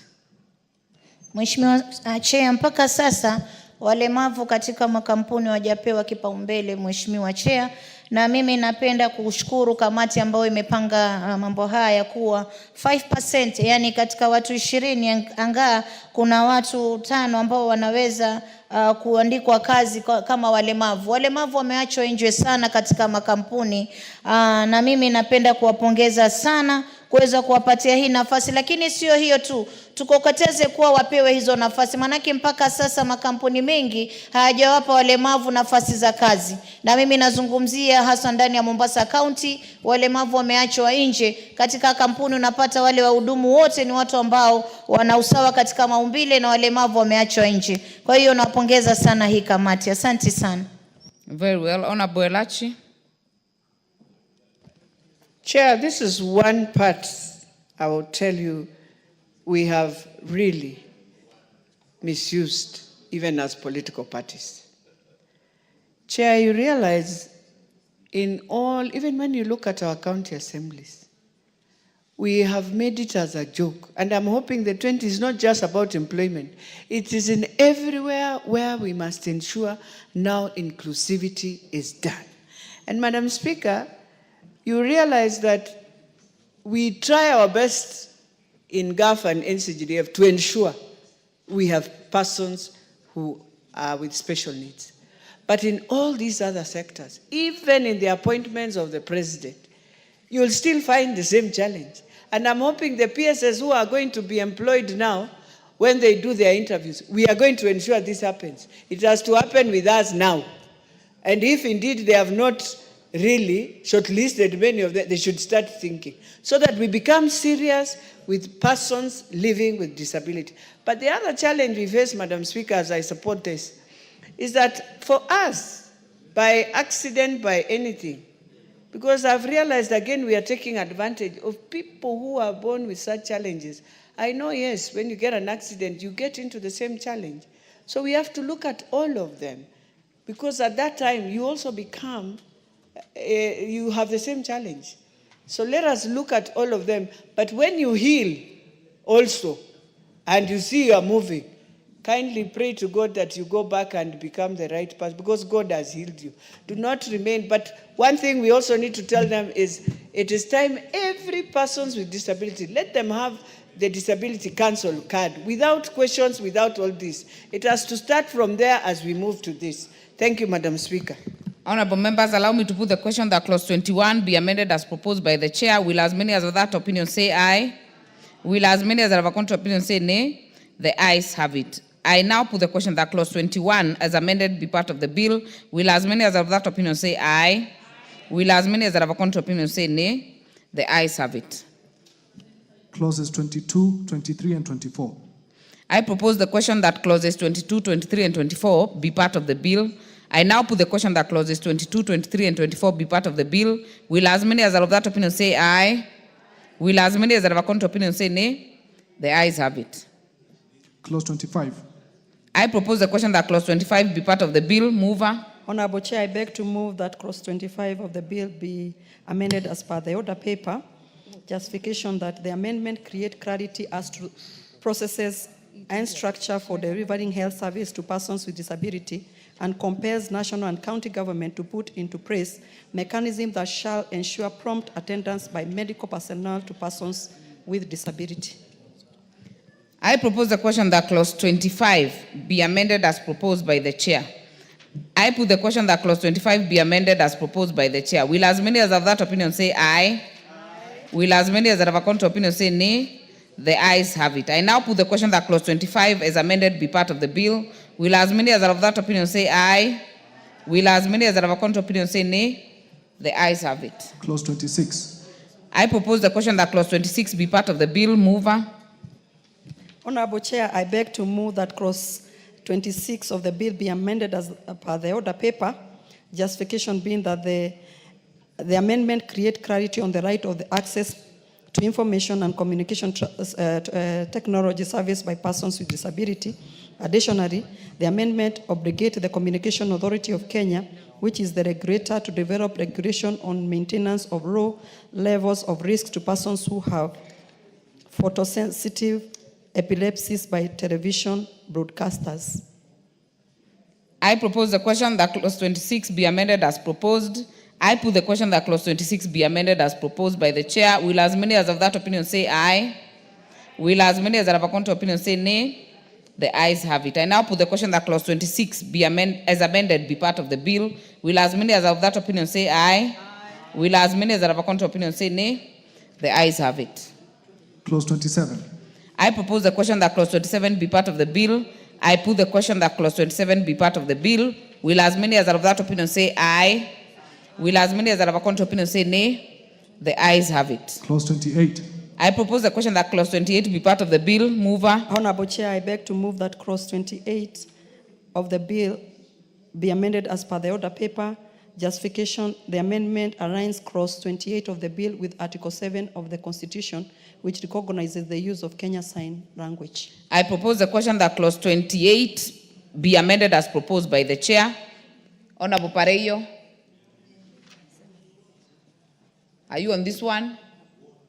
If not, I put the question that clause 28 be amended as proposed by the chair. Will as many as of that opinion say aye? Will as many as have a contrary opinion say nay?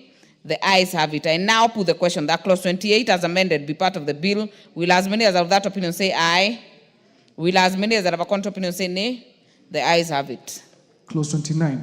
I propose the question that clause 29 be part of the bill. Mover.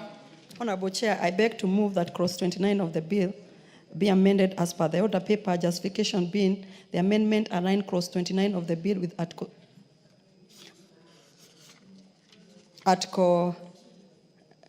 the amendment align clause 29 of the bill with Article 7 of the Constitution, which recognizes the use of the Kenya Sign Language. I propose the question that clause 29 be amended as proposed by the chair. I put the question that clause 29 be amended as proposed by the chair. Will as many as of that opinion say aye? Will as many as have a contrary opinion say nay? The ayes have it. I put the question that clause 29 as amended be part of the bill. Will as many as of that opinion say aye? Will as many as have a contrary opinion say nay? The ayes have it.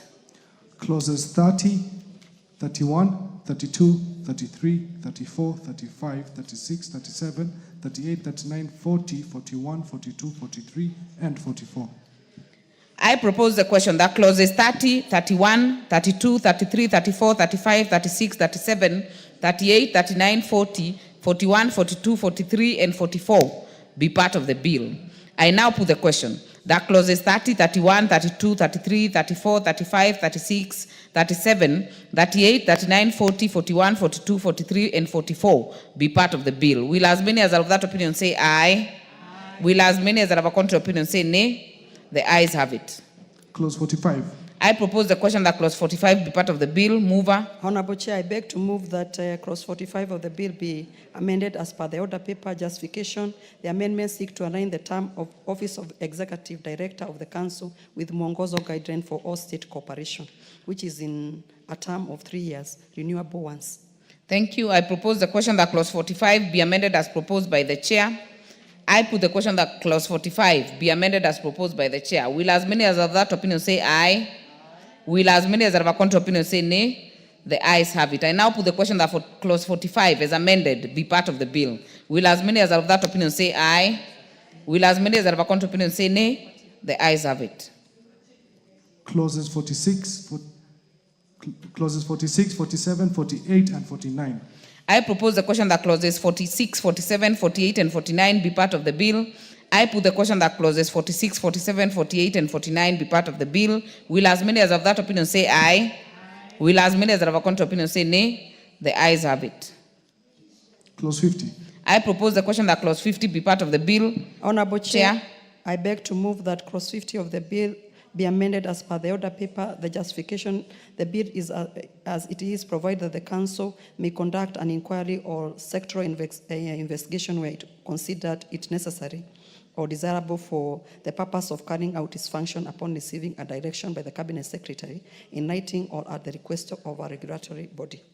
I propose the question that clause 50 be amended as proposed by the chair. I put the question that clause 50 be amended as proposed by the chair. Will as many as that opinion say aye? Will as many as have a contrary opinion say nay? The ayes have it. I now put the question that clause 50 as amended be part of the bill. Will as many as have that opinion say aye? Will as many as have a contrary opinion say nay? The ayes have it. Clauses 51, 52, 53, 54, and 55. I propose the question that clauses 51, 52, 53, 54, and 55 be part of the bill. I now put the question that clauses 51, 52, 53, 54, and 55 be part of the bill. Will as many as have that opinion say aye? Will as many as have a contrary opinion say nay? The ayes have it. Clause 56.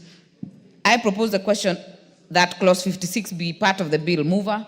Honorable Chair, I beg to move that clause 56 of the bill be amended as per the order paper. Justification: clause 56 provide for exemption from income tax and provision of social assistance to parents or guardian of children with severe disability to allow flexibility and variation for increase of the amount such as such parents or guardian may be entitled.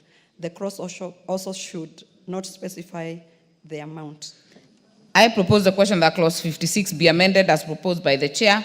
I put the question that clause 56 be amended as proposed by the chair. Will as many as are of that opinion say aye? Will as many as are of a contrary opinion say nay?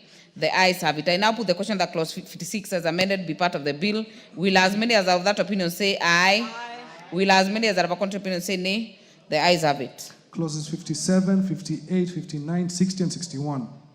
I propose the question that clauses 57, 58, 59, 60, and 61 be part of the bill. I now put the question that clauses 57, 58, 59, 60, and 61 be part of the bill. Will as many as are of that opinion say aye? Will as many as are of a contrary opinion say nay? The ayes have it. Clause 62. I propose the question that clause 62 be part of the bill. Mover. Honorable Chair, I beg to move that clause 68 of the bill be amended as per the order paper. You've said clause 62? Yeah. Justification: the proposed amendment seek to enhance the penalty of the offense against abuse of persons with disability. I propose the question that clause 62 be amended as proposed by the chair. I put the question that clause 62 be amended as proposed by the chair. Will as many as are of that opinion say aye? Will as many as are of a contrary opinion say nay? The ayes have it. I now put the question that clause 62 as amended be part of the bill. Will as many as are of that opinion say aye? Will as many as are of a contrary opinion say nay? The ayes have it. Clause 63. I propose the question that clause 63 be part of the bill. Mover. Honorable Chair, I beg to move that clause 63 of the bill be amended as per the order paper.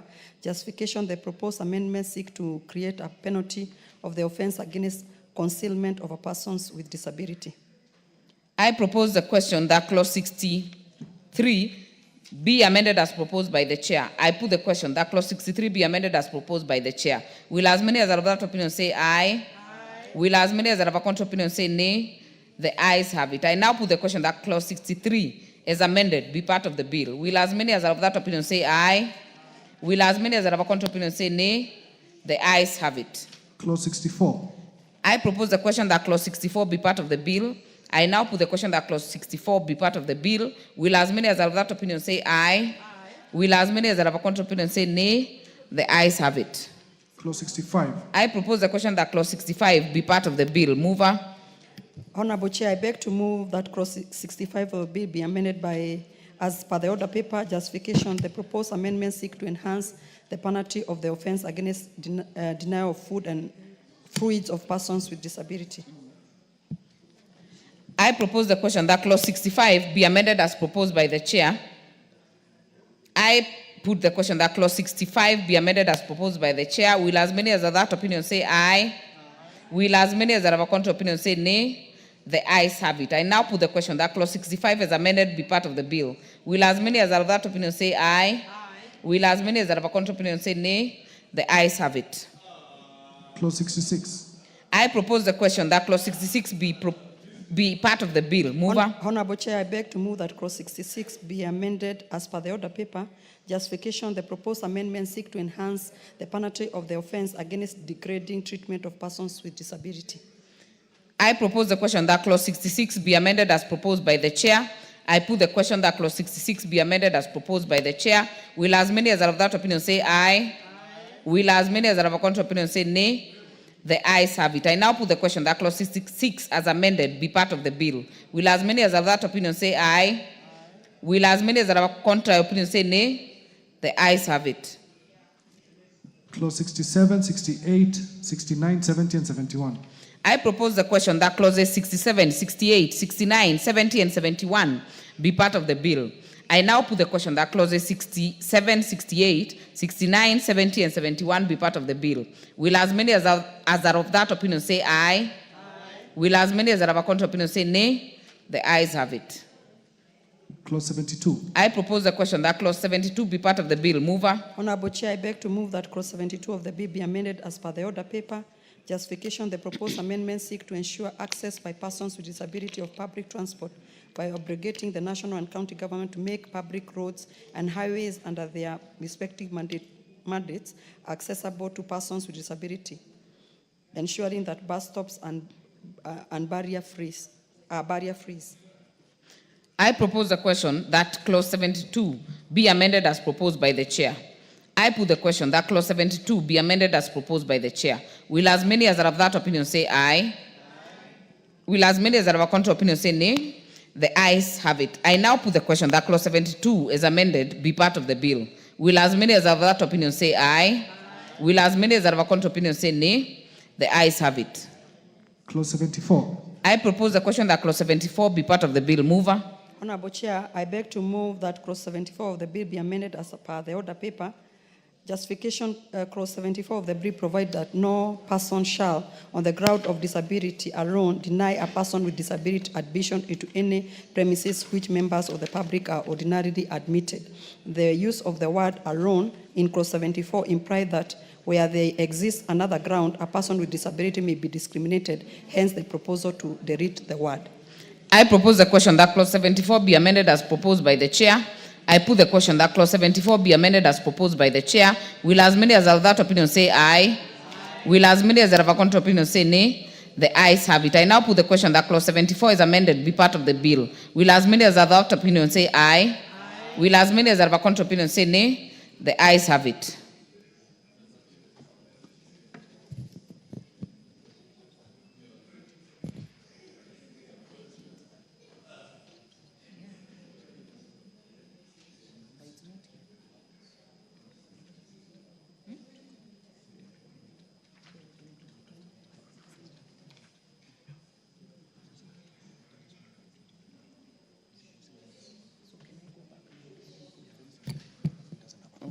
Honorable members, before we go to the next one, allow me to go back to clause 73. It has no amendment. I will propose a question that clause 73 be part of the bill. I now put the question that clause 73 be part of the bill. Will as many as have that opinion say aye? Aye. Will as many as have a contrary opinion say nay? The ayes have it. Clause 75, 76, 77, 78, 79, 80, 81, 82, 83, 84, 85, and 86. I propose the question that clauses 75, 76, 77, 78, 79, 80, 81, 82, 83, 84, 85, and 86 be part of the bill. I now put the question that clauses 75, 76, 77, 78, 79, 80, 81, 82, 83, 84, 85, and 86 be part of the bill. Will as many as are of that opinion say aye? Aye. Will as many as are of a contrary opinion say nay? The ayes have it. New clause 36A. Mover. Honorable Chair, I beg to move that new clause 36A be read a second time as per the order paper. I therefore propose the question that new clause 36A be now read a second time. I put the question that new clause 36A be now read a second time. Will as many as are of that opinion say aye? Aye. Will as many as are of a contrary opinion say nay? The ayes have it. I propose the question that new clause 36A be part of the bill. I now put the question that new clause 36A be part of the bill. Will as many as are of that opinion say aye? Aye. Will as many as are of a contrary opinion say nay? The ayes have it. New clause 66A. Mover. Honorable Chair, I beg to move that new clause 66A be read a second time. I propose the question that new clause 66A be now read a second time. I put the question that new clause 66A be now read a second time. Will as many as are of that opinion say aye? Aye. Will as many as are of a contrary opinion say nay? The ayes have it. I propose the question that new clause 66A be part of the bill. I put the question that new clause 66A be part of the bill. Will as many as are of that opinion... Hold on. Honorable Zamzam. Mheshimiwa Chair, kwanza niweze kurekebisha matamshi yangu ya mwanzo clause 21 ambapo nilisema badala niseme mtu mmoja nikasema watu 5 kwa watu 20. Kwa hiyo ni mlemavu mmoja kwa waajiriwa 20 awe anaweza kupewa nafasi. Kisha clause 66A Mheshimiwa, kuna watu wengi sana wanatumia watoto walemavu kwenda kuombaomba mabarabarani, wakiwanyanyasa na kuwanyima zile haki zao. Kwa hiyo hii section 66A mimi naipigia upato na naweza kuunga mkono. Asante sana. I therefore propose the question that new clause 66A be part of the bill. I now put the question that new clause 66A be part of the bill. Will as many as have that opinion say aye? Aye. Will as many as have a contrary opinion say nay? The ayes have it. New clause 73A. Mover. Honorable Chair, I beg to move that new clause 73A be read a second time as per the order paper. I propose the question that new clause 73A be now read a second time. I put the question that new clause 73A be now read a second time. Will as many as have that opinion say aye? Aye. Will as many as have a contrary opinion say nay? The ayes have it. I propose the question that new clause 73A be part of the bill. I put the question that new clause 73A be part of the bill. As many as are of that opinion say aye. Aye. Will as many as are of a contrary opinion say nay? The ayes have it. First schedule. I propose the question that the first schedule be the schedule of the bill. I put the question that the first schedule be the schedule of the bill. Will as many as are of that opinion say aye? Aye. Will as many as are of a contrary opinion say nay? The ayes have it. Second schedule. I propose the question that the second schedule be the schedule of the bill. I put the question that the second schedule be the schedule of the bill. Will as many as are of that opinion say aye? Aye. Will as many as are of a contrary opinion say nay? The ayes have it. Clause 2. I propose, hold on. I propose the question that clause 2 be part of the bill. There is a proposed amendment by member for Madare which will be dropped. So we will prosecute as if it has no amendment. Honorable members, I therefore put the question that clause 2 be part of the bill. Will as many as of that opinion say aye? Will as many as of a contrary opinion say nay? The ayes have it. Title. I propose the question that the title be the title of the bill. I put the question that the title be the title of the bill. Will as many as are of that opinion say aye? Will as many as have a contrary opinion say nay? The ayes have it. Clause 1. I propose the question that clause 1 be part of the bill. I now put the question that clause 1 be part of the bill. Will as many as are of that opinion say aye? Will as many as are of a contrary opinion say nay? The ayes have it.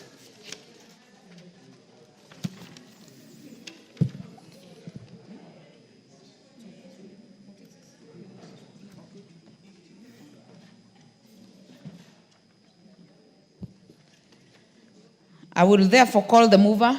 Move reporting. Honorable Chair, I beg to move that the committee do report to the House its consideration of the Persons with Disability Bill, Senate Bill number 7 of 2023, and its approval thereof with amendments. I put the question that the committee do report to the House its consideration of the Persons with Disabilities Bill, Senate Bill number 7 of 2023, and its approval thereof with amendments.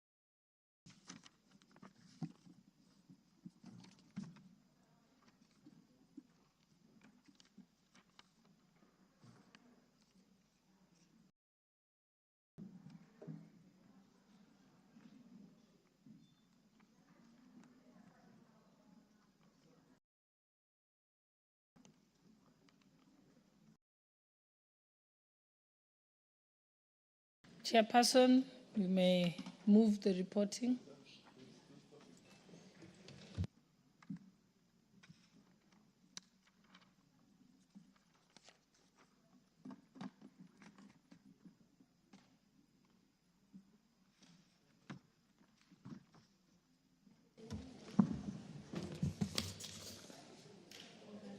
Honorable Speaker, I beg to report that the Committee of the Whole House has considered the Startup Senate Bill number 14 of 2022. Okay. Honorable Speaker, I beg to retake that. Honorable Speaker, I beg to report that the Committee of the Whole House has considered the Persons with Disabilities Bill, Senate Bill number 7 of 2023, and approved the same with amendments.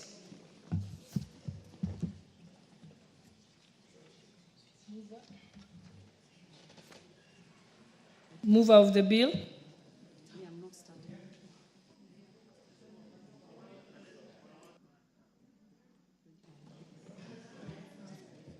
Honorable Speaker, I beg to move that the House do agree with the committee in the said report, and I also request the Honorable Zamzam to second the motion for agreement with the report of the Committee of the Whole House. We have a bit of an error. I think we might have to restart that. I think I'd ask the chairperson, because we should be on the startup bill, not the people with disability bill. Okay, so I think we can retake it again, chairperson. Honorable Speaker, I beg to report that the Committee of the Whole House has considered the Startup Senate Bill number 14 of 2022 and approved the same with amendments.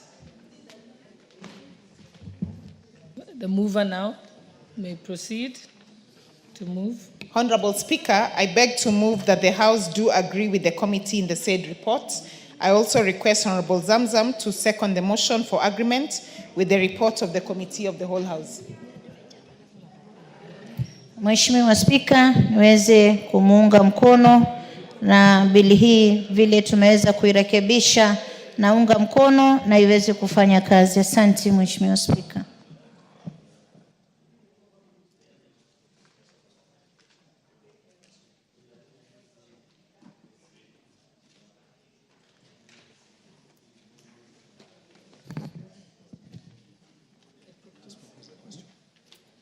Honorable members, I propose the question that this House do agree with the committee in the said report. May I put okay. Mover.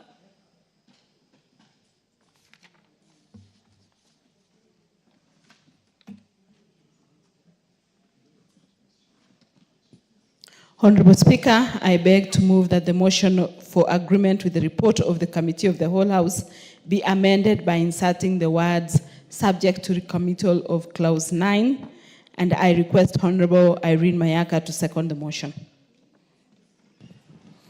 Thank you, Honorable Speaker. I second.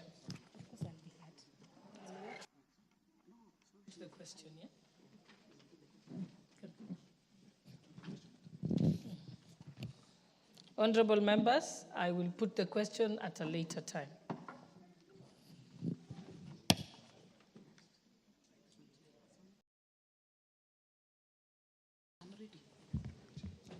Honorable Speaker, I beg to report that the Committee of the Whole House has considered the Persons with Disabilities Bill, Senate Bill number 7 of 2023, and approved the same with amendments.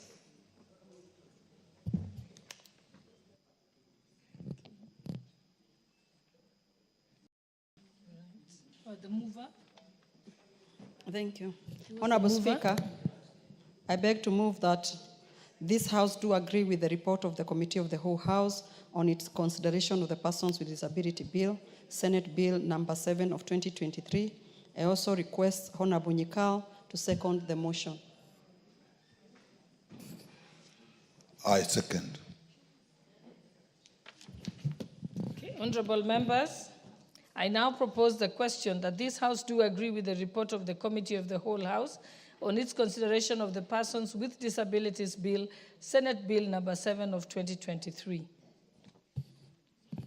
And honorable members, we shall put the question at a later time.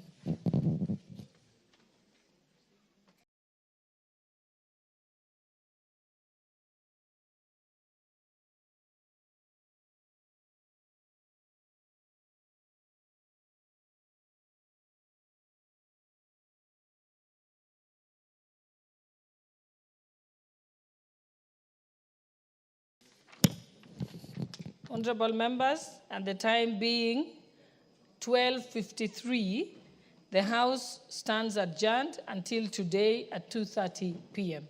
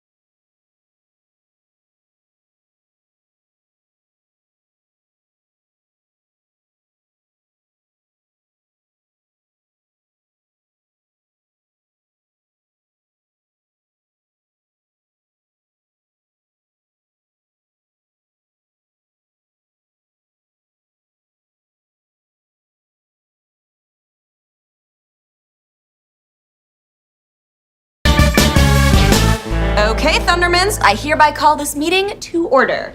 First item. Wait, we forgot to make the popcorn. She's right.